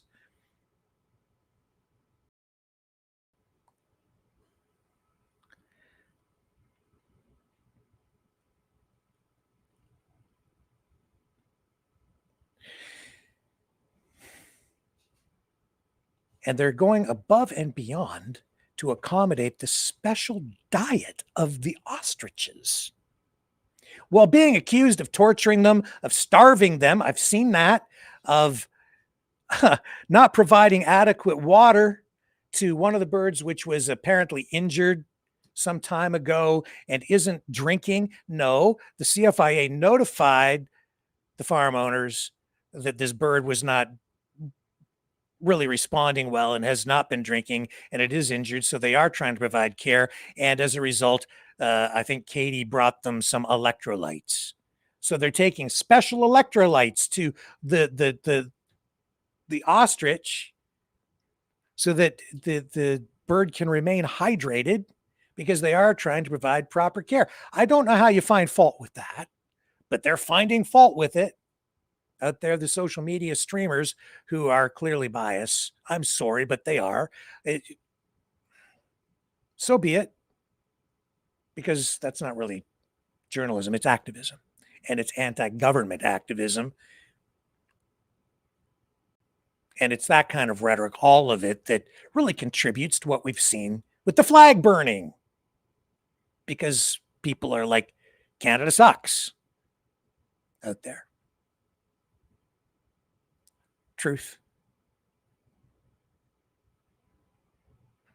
And while Katie, again, I mean, clearly she was lying about the flag burning, saying yesterday it didn't happen. Well, maybe she didn't know. Well, maybe. Or maybe just trying to deny it and cover whatever. Now, Dave Belinsky stands up and says, yes, it did happen. So, yeah, it's true. Because there are people out there who don't like the government, don't like the country, want to become the 51st state or whatever it is they want, but they want to rise up. And you see them all over the place. These protests, they keep popping up. Truth. I don't know why people deny it. They say it openly. And Katie, she says, oh, no, we want to make Canada a better place. She sounds like she's pro-Canada. And yet, I'm not so sure about that either. Especially when I see her on a program that promotes Canada as the 51st state.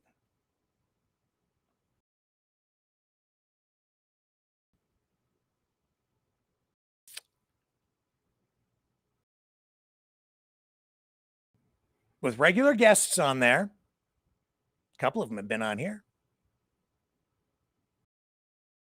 But they're not pro-Canada. They're separatists. They are. This channel actively promotes Canada becoming the 51st state.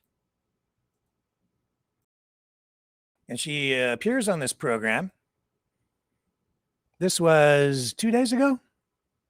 26th, 2 days ago. Sovereign citizens. But also, remember Major General Val Lee, he's a regular contributor to this program, and he's pushing for Canada to become the 51st state. So too does the host. So too does this other guest.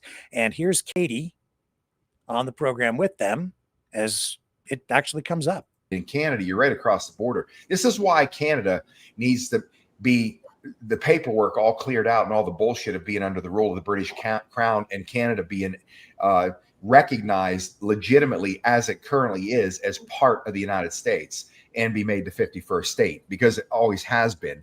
And then that way, the Second Amendment now applies in Canada. And then you can, and that's why these incursions don't go this far in the United States. When they do, and Bundy's proved it, when they were pulling their bullshit with Bureau of Land Management. Hang on a minute. So this guy, Scott McKay, Patriot Street Fighter, he's sitting there saying that Canada is already the part of the, like, is already the 51st state, always has been, that Canada isn't a legitimate country, that the Second Amendment then therefore applies in Canada, which gives people the right to bear arms in contravention of Canada's gun laws. Katie's sitting right there. And what's she doing on this program while he's saying these things? She's nodding. Yes. Uh-huh. I want you to take note of something else. Well, I'll come back to this in a moment. This concerns me. You want to know why you've got so many police out there with helicopters, drones, all those police vehicles? It's because of this. Talk like this attitude. This is why. Now, I don't want to be overblow things here or exaggerate things or be hyperbolic. But my God, this guy goes on like this for better part of probably 40 minutes. Rise up, arm up.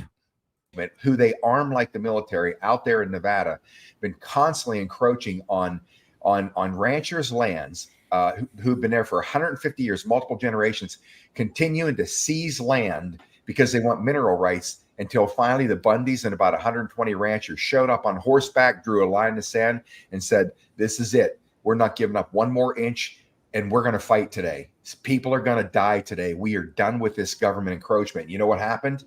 They stood down. Why? Because enough BLM soldiers out there probably got the idea that, okay, corral's going to happen right there, and people are going to die. The ranchers were willing to die.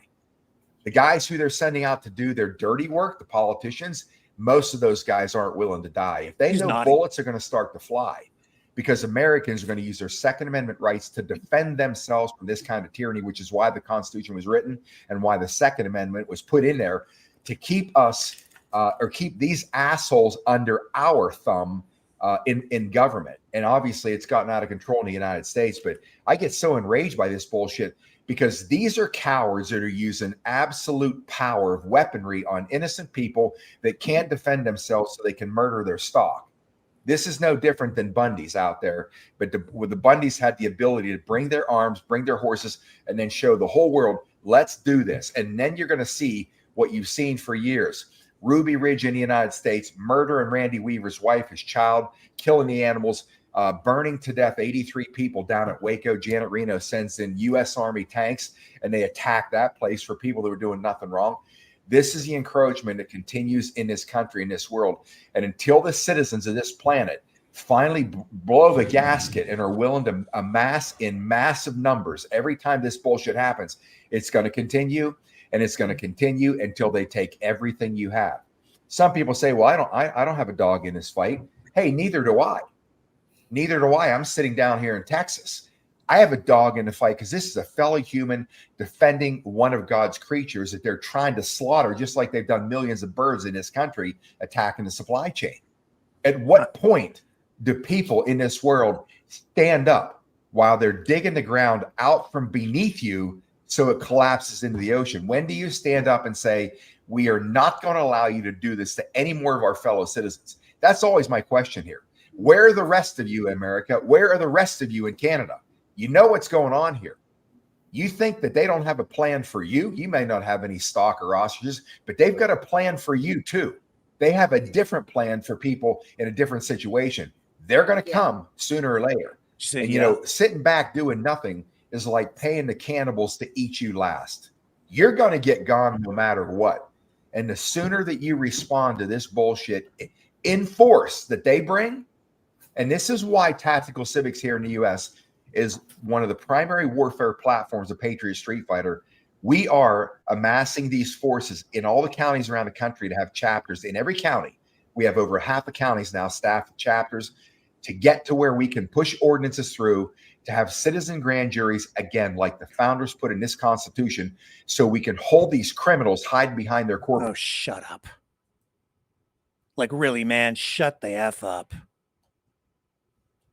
He's encouraging people and telling people that you actually have the legal right in Canada to arm yourself and go to that farm. And she's nodding. And then he's talking about Waco, Ruby Ridge, Bundy Ranch. Do you know what those things are about? Do you know what happened out at those places? People died. They got violent, out of hand. Not to say that the government was right in everything they did out there. They did some stupid, dumb, even illegal things. But people died because it turned into standoffs. And they get violent.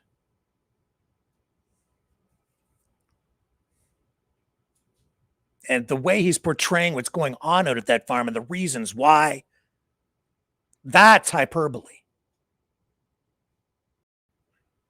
And that's the stuff, American style stuff, that gets people killed.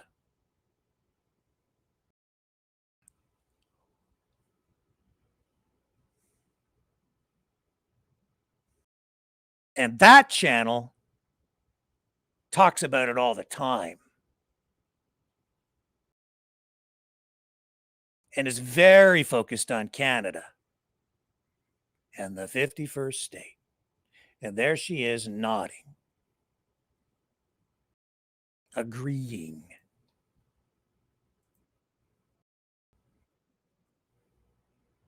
I'll put them back up because I want to see what else she says or does. Will happen because we have the numbers. We can go up, we the people can go up against any of the forces of the tyrannical powers that be, and all the people that they can bring to the table. They can't match the sheer size and the passion and the will of millions of people who are already standing up in many ways. Anyways, I'm going to pull back the reins because this is my calm. Keep the reins going, Scott, because one other thing that people aren't aware of is that in Canada, and I would imagine, fortunately now, because President Trump is in with MAGA, but in Canada, there are farmers who are afraid to stand up because they're targeted by CFIA to come in and eradicate their livestock. Oh, shut up.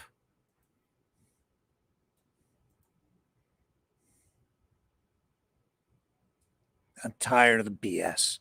I'm tired of the lies. I'm tired of the hyperbole. Because that's the shit that gets people killed. There are ways to affect change. That ain't it.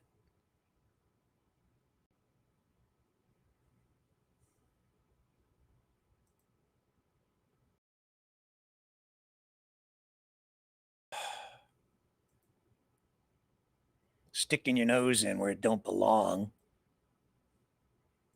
And there she was the other day. President Trump, please save the ostriches. Yeah, stay on your side of the border. Let's pick it up over here. But they would never burn a flag because they just want to make Canada better. But this to me is like a tipping point. What I see that they're trying to do to you up there and these beautiful creatures in Canada is a tipping point, and nothing's going to get done until the people, we the people, in a united fashion, blow the fucking gasket. You know, that the thing that this is a disadvantage you Canadians have. The Second Amendment is the only thing that's keeping this world from descending into the pit of hell. If the United States didn't have the Second Amendment and we didn't have 750 million guns in this country, this world would have been lost a couple generations ago. The sad thing is, for you in Canada, they outlaw having anything to defend yourself, weapons. But that is the one thing that at some point, and I believe in this country, is coming very soon, like this year, people are going to finally start pulling their weapons out. because they're going to launch active terrorist operations here with Al Qaeda networks in the U.S. I'm going off track, off the rails here, but I'm trying to pull the reins back on myself so I don't blow my stack here. It's all connected. That's that Cherokee blood. Oh, yeah, it's all connected, she says. That's okay. That's all connected. She doesn't push back on it at all. This is a guy who's telling people to get guns and go out to the farm. He did. It's kind of buried in there, but that's what he did. And she's like, yeah, it's okay. Now, I'm not saying that Katie really wants people to do that, but she didn't push back at all. Now, I want you to look at the top corner of her screen. What do you see? Look closely. What do you see?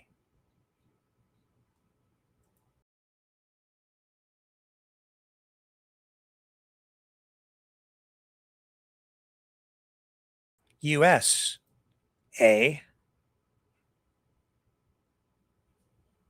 US, A, USA, USA, US in Stars and Stripes, and A in Canadian, USA. What does that mean? They would never burn a flag. They're very patriotic. Oh, what kind of patriot are you?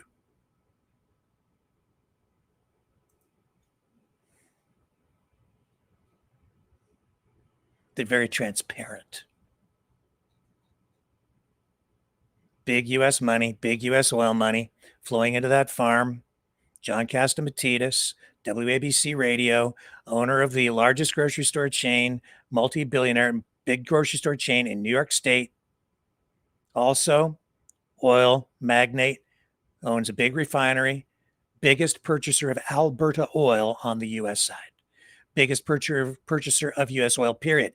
John Catsimatidis has thrown his support, his influence behind and into everything going on out at that ostrich farm, putting Katie on the program, his radio program on WABC, one of the biggest radio stations in the United States, blasts back into Canada, all up and down the eastern seaboard.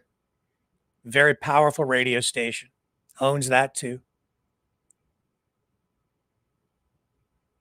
Exerting U.S. influence in Canadian politics and through that farm. And this standoff with the CFIA. USA. USA. But they just want to make Canada better. By what? Making it the 51st state.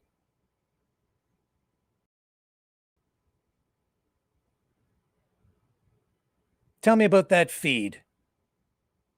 The bird feed. It's the special diet for your birds. I want to know. What's the truth?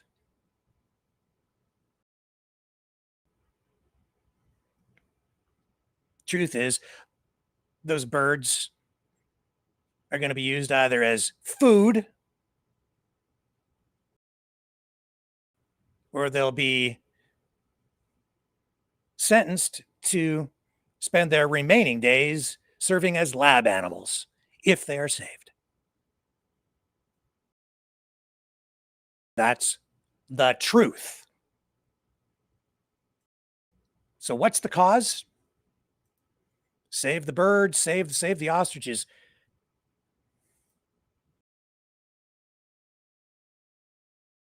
Arm up, rise up. What's the real objective out there? What is the real objective? What is the real cause? I want to know.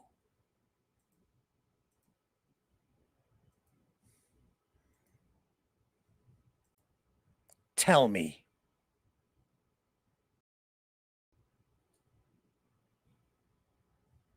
What's the real cause? Just save the birds?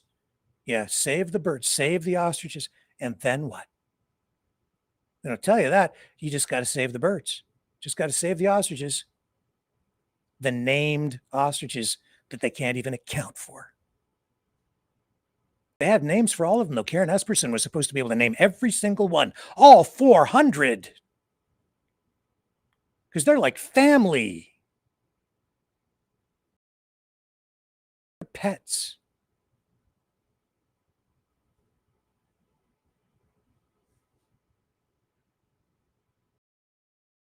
Somewhere between 300 and 400. We've got names for all of them. I can name every single one. I know each one. Yeah, Katie says, my mom knows how to, she can name them when she comes out. She knows each one. Right? All 400. Well, 300 to 400, somewhere in that range.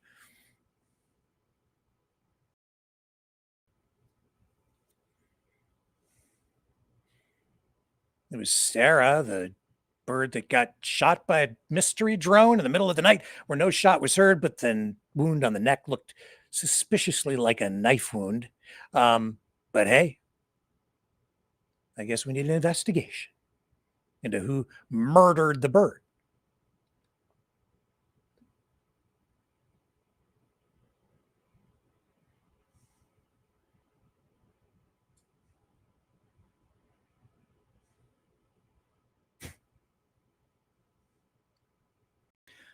Why are you covering the story, Rick?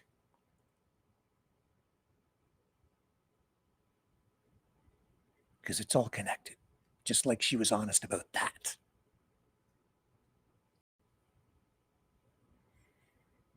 I'm sitting in this chair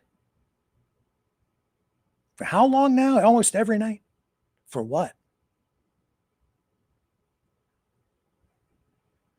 Basically to stand against that.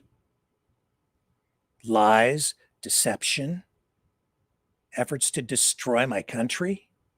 Maybe. Who knows? Because we just don't really know what the real cause is beyond just saving the birds. But like so many other things that seem to come out of these people that keep popping up, that call themselves freedom people and deceived me in the beginning. They only tell you what they don't want, what they don't like. We don't like this government policy. We don't like what they're doing. They're tyrannical. We got to get rid of them. But they don't tell you really what you're going to get on the other side. They don't really tell you what they're for. They just tell you what they're against. Rise up. Rise up. My God. Rise up to do what?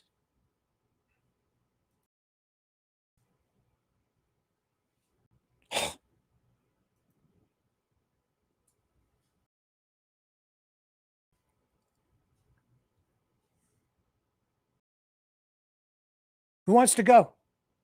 Who's going to get your musket and your hockey helmet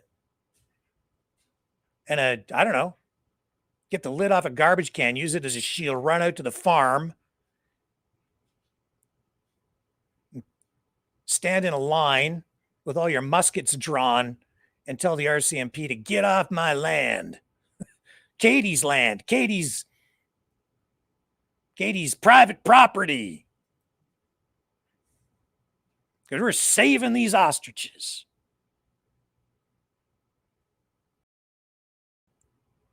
No thanks.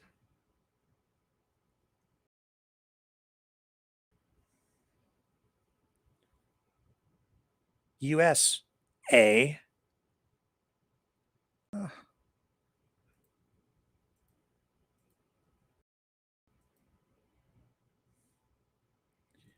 Perspective.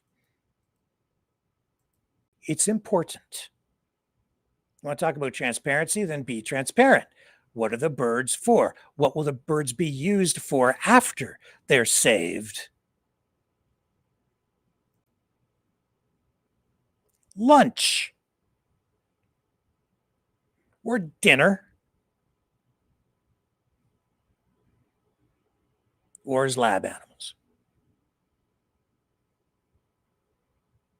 There's Karen Esperson, Katie's mom.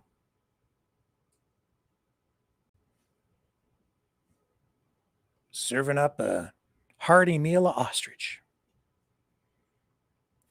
When I interviewed her, she was quite open about it. No question about it. Yeah, they sold the birds for food. They didn't have a issue talking about it in the beginning. Now they don't really talk about it too much. Doesn't really fit the current narrative. We don't do it anymore, but they did. They were selling some of it, even when they were doing the research. We showed you on their Facebook pages where they were advertising it. But anyway, they eat them. Maybe you'd eat them. I've never eaten ostrich myself. I'll tell you this, I sure as hell have no interest in running out to a farm with a musket and a hockey helmet and then standing in front of a bunch of police officers who are just there trying to keep people safe.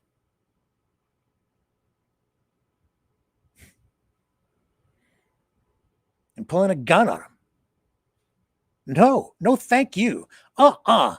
To save some ostriches so they can be used as lab animals or so that they can be killed later and eaten, which won't happen because they've been used as lab animals and they can't put them into the food chain. Nor should they. If they do, we've got a really serious freaking problem.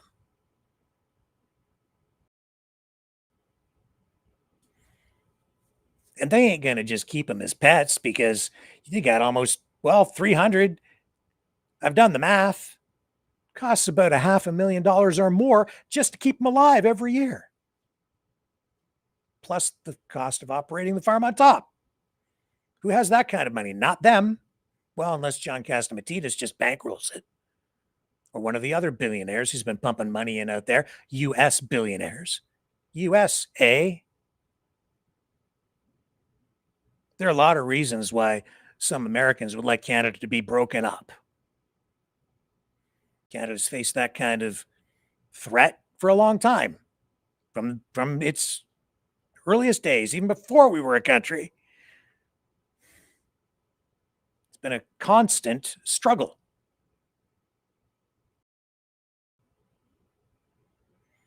These people want you to go out there with your musket, and then he's citing these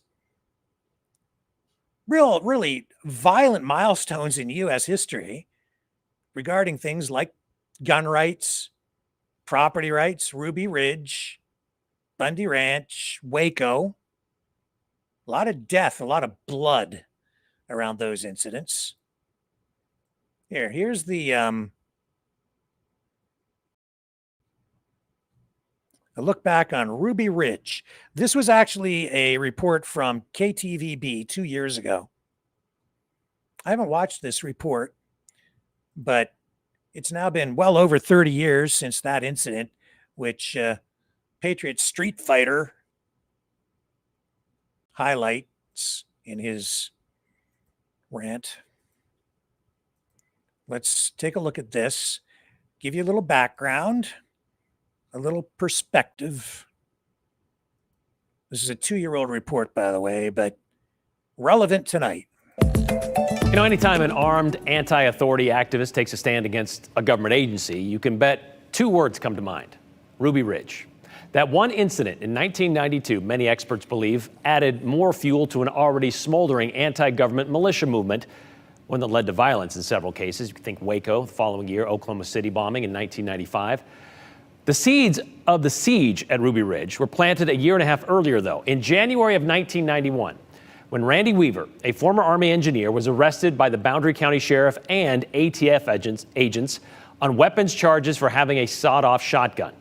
Weaver was released on bond, but when he didn't show up for a court hearing, a judge issued an arrest warrant for his failure to appear, even though the court date he was given was incorrect.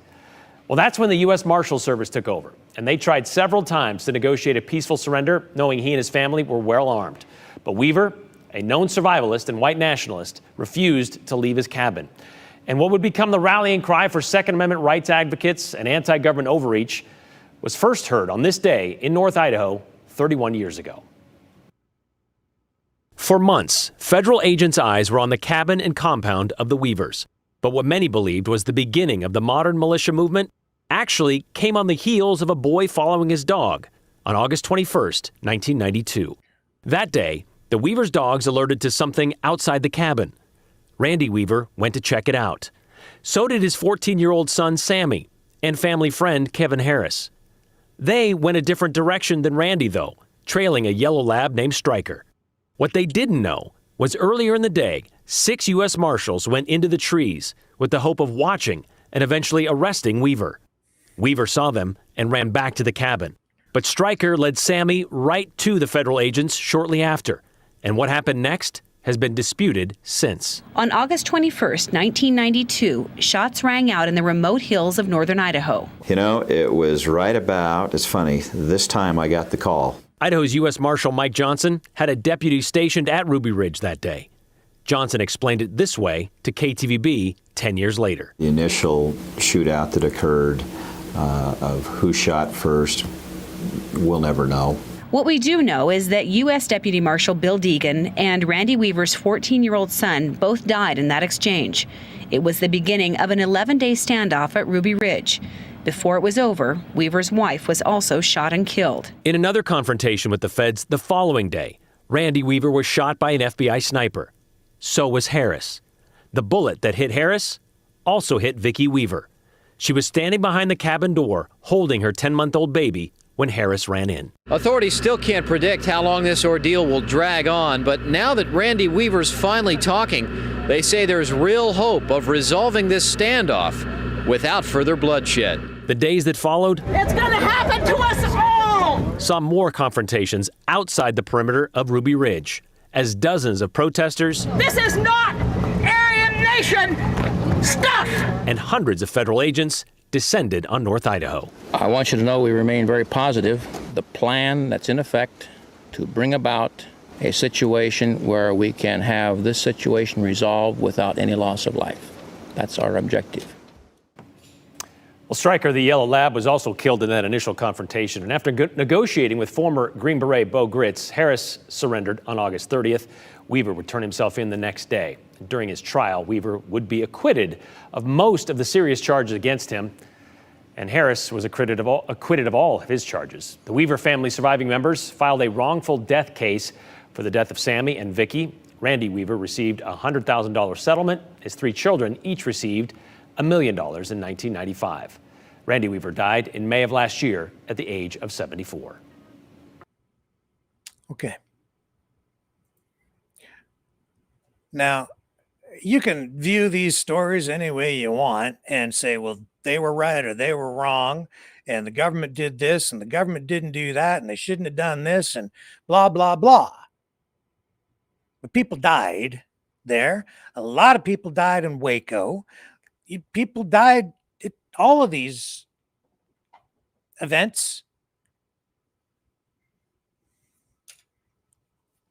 And what's going on out at that farm isn't that. And even if you don't agree with what the government is doing, getting a bunch of muskets and hockey helmets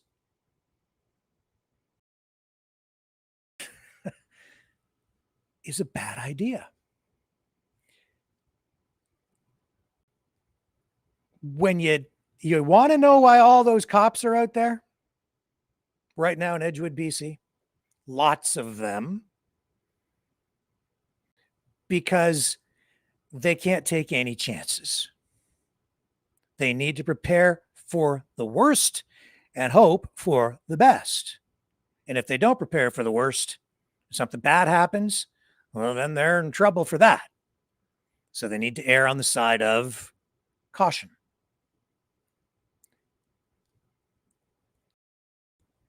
They're justified in doing it.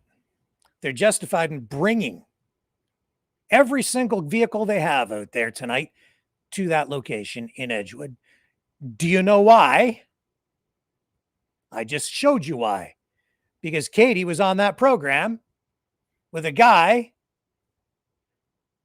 who was hyperbolic at best or serious at worst, encouraging people to go out there armed and engage in some sort of a standoff with the cops. And she just nodded. At another portion in that interview, she actually puts her hands together, praying, and nods. and agrees with him and never disagrees.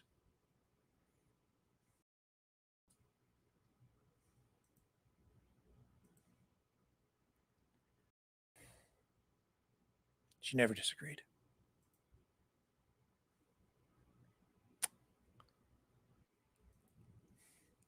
On the contrary, she said, "You guys wrapped it up so well." Here's another clip. I can't remember what exactly was said here at this point. My God. It keeps coming back to this. You really think violence is the way? No, it's not. No need. Test the animals. That's all we've been asking. We test a few of the animals that are alive. That's all we've been asking. Instead, we're going to pay millions of dollars into our taxpayer dollars. We're going to buy semi-loads of hay to make a death, a wall so that nobody can see what's going to happen behind it. If the Supreme Court will decide what happens. But if they allow these delaying tactics to stick, and if they allow an exemption for this farm for additional testing, even at this point, it basically blows apart the whole program of bird flu mitigation. It destroys the sovereignty of the federal government because you've allowed U.S. influence to come up here and dictate policy. It undermines completely the authority then of the CFIA. And if you allow an exemption, it sets a legal precedent even without going to court. If they say, okay, we'll allow you an exemption here or an exception, and we'll make an exception to the rule. They tested 3 of the birds. They never test every bird because these farms have so many birds that you just couldn't go through it. And it just isn't practical, economically or otherwise. We can get into the numbers and the methodology and the ethical and the legal reasons and the logistical and practical reasons why that policy is in place another night. But it is what it is. And if you make an exception for her and this farm, then you have to do it for every single farm. And then the next chicken farm or the next ostrich farm where they have 500, 1,000, 100,000, or in some cases even 1 million birds in big farming operations, all the farm owner has to do is say, I want every one of my birds tested before you can do a thing. Or they just delay for months on end and say, but 69 of their birds died. They tried to hide it. Not all of them died. So now the next farm can say, well, you can't kill my birds because some of them might survive, even though you know that with chickens in particular, it rips through 90% of a flock will die a slow, painful death. I can get into all of the ifs, whys, hands, and buts surrounding why the government is taking this position another time. But the point of the matter is, there are legal issues surrounding additional testing even at this point. But they should just test the birds because no. I know it's a difficult thing for people to understand, but they can't. They simply can't do it. And it isn't really, the issue isn't about what's going on right now. It's about what went on before. Because those birds were infected. Because the law of probability, and I've run the math many times over here. You test 3 birds at multiple levels the way that they did, not just with an on-site PCR test. That's not true. They did testing in a lab. the law of probabilities then becomes, it's almost, you test one and you know that at least the majority of the flock, like 80, 90%, is going to have the bird flu infection. You do two of the carcasses, which they did, and you know that it's even higher. And if you do three, as they did, plus they were able to isolate the particular strain, because it wasn't just a straight PCR test, they isolated the exact strain of the virus. It's like almost 100% that the whole flock is infected at that time. And because they delayed, those birds were running around infected, may still be infected, but they were running around that whole time.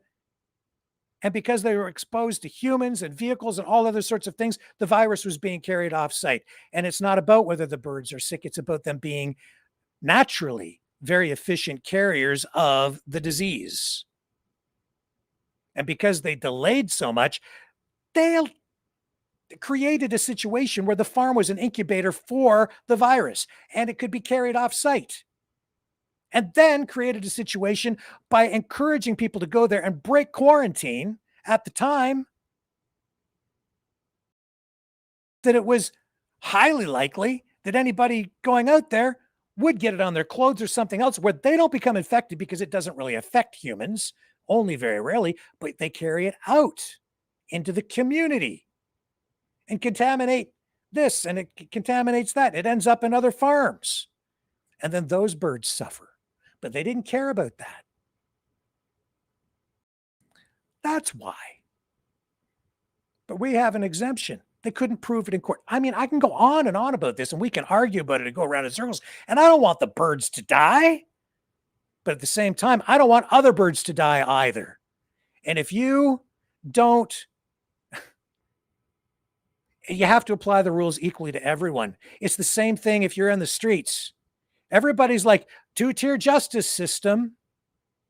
These protesters over here, they get a special treatment.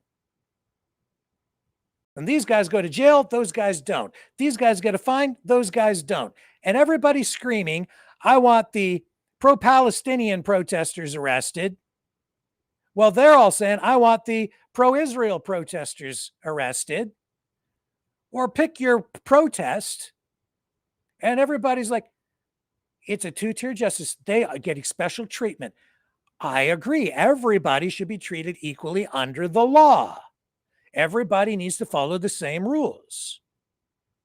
So why did they get a special treatment? Our birds are special. Actually, they're not. Not when you look at the evidence. They're not special at all. No, they're not. They couldn't prove it in court. They couldn't prove it to the government, even in paperwork. They couldn't prove it the second time in court, and they won't prove it now. And so these birds are put in that position right now where they're being culled, and they're not going to allow extra testing because everybody needs to be treated the same. And you can't test every single bird. You can't test 1 million chickens. You can't test, every time an ostrich farm experiences an infection.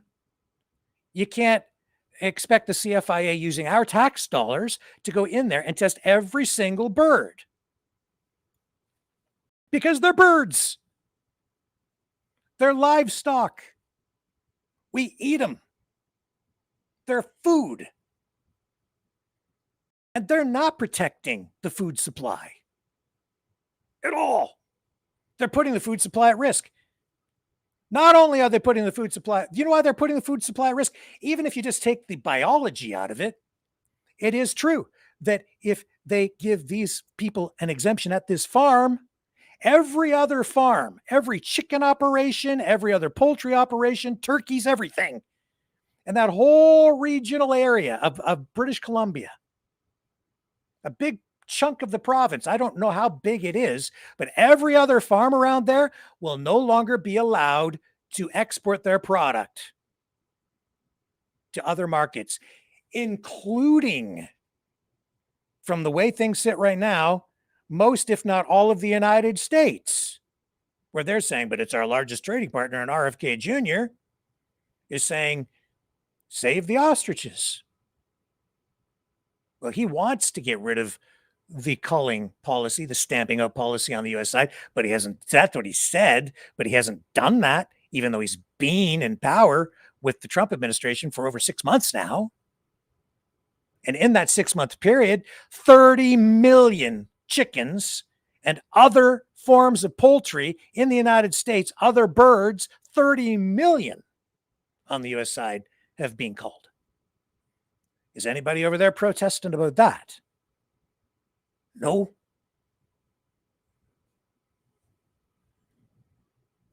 Talking about it again. Because when I get into it, it's like if I just let them say what they say, their argument is emotional. Save the birds. They're innocent birds. Oh, the poor birds. And they're personifying them and giving them names. Sarah, and most recently, Charlie, naming one after Charlie Kirk. Didn't that bird have a name before? You just renamed it? What a load. We're very transparent about everything we're doing out here, and we're very straight. No, for crying out loud. And we would never burn a flag. What's the cause? USA.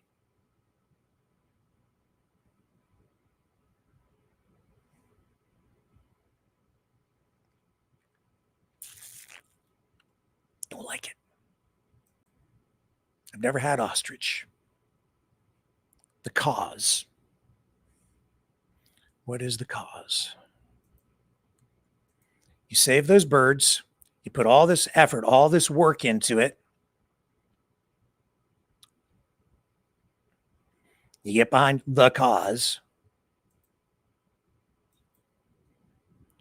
In the end, what do you get? What does it look like? What are you really fighting for? Those birds are going to end up either doomed to an ongoing existence as bio lab animals for research. We're going to be injected with stuff and experimented on. And a lot of people are opposed to that anyway. Or they're going to end up on somebody's plate.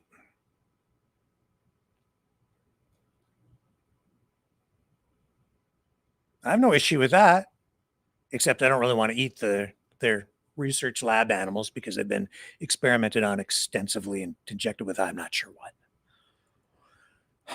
Well, I kind of know. COVID antigens. No thanks. I want my meat clean.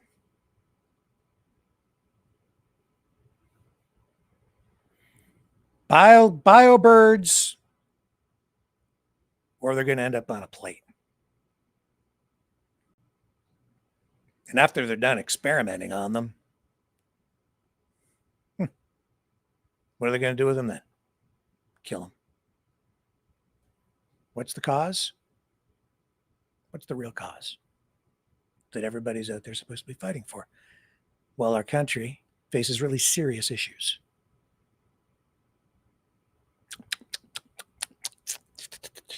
Yum, yum, yum. You know what this makes me think of? Springfield, Ohio. I'm going to try to inject a little levity here at the end of the program.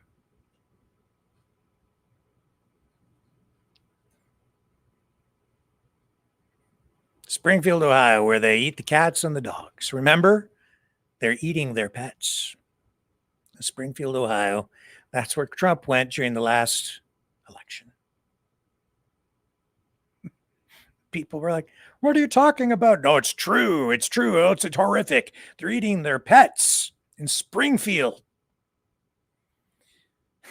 So I've been working on this. It seems appropriate tonight. And this is tongue-in-cheek, okay? So calm down. It's going to be okay, one way or another, and the Supreme Court will make its decision.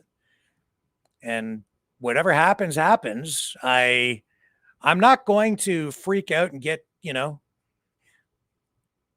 all upset one way or the other. I am a little upset with all the lying that's been going on.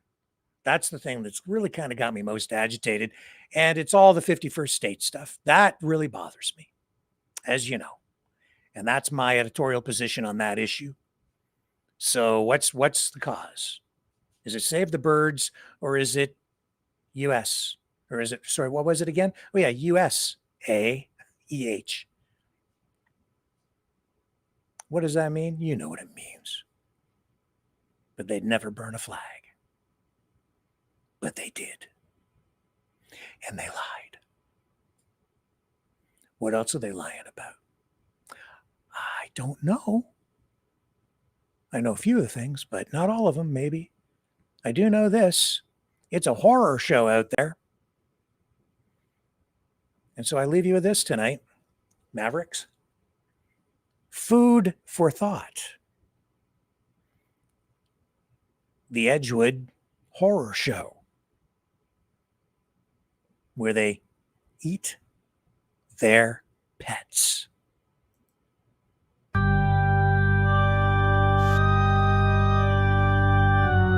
On the flip side,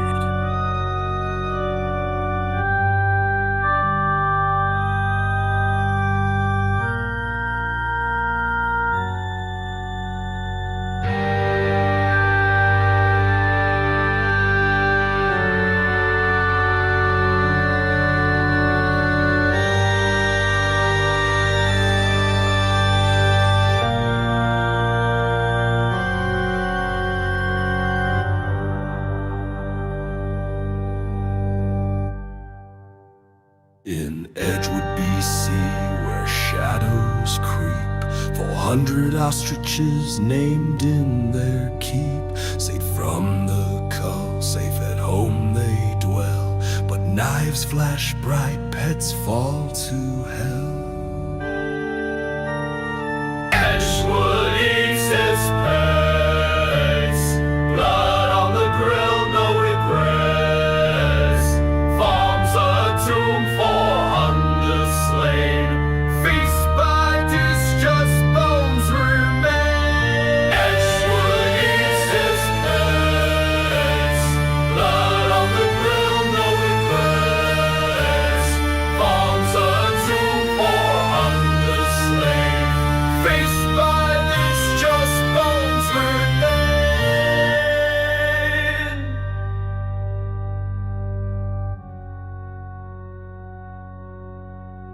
Farmers and protesters, they name them with care, but firelight flickers, death's in the air.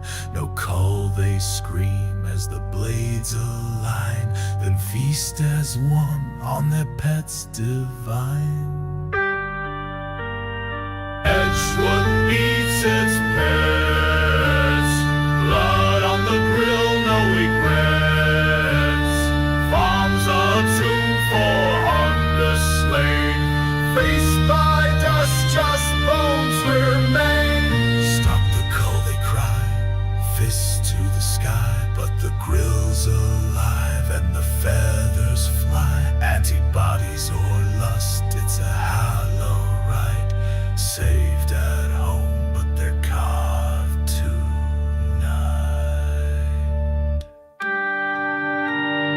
Edgewood eats its pets, blood on the grill, no regrets, farms a tomb for hunger slain, faced by dust, just bones remain. In Edgewood they eat their pets, pets, grill, blood, trill, Edgewood's Kurt's pet, Kelly grill. Edgewood eats its pets. Those dog eaters got nothing on this place.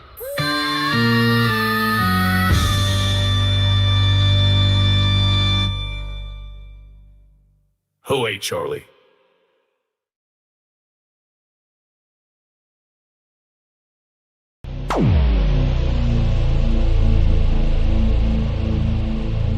This has been a Maverick Multimedia production.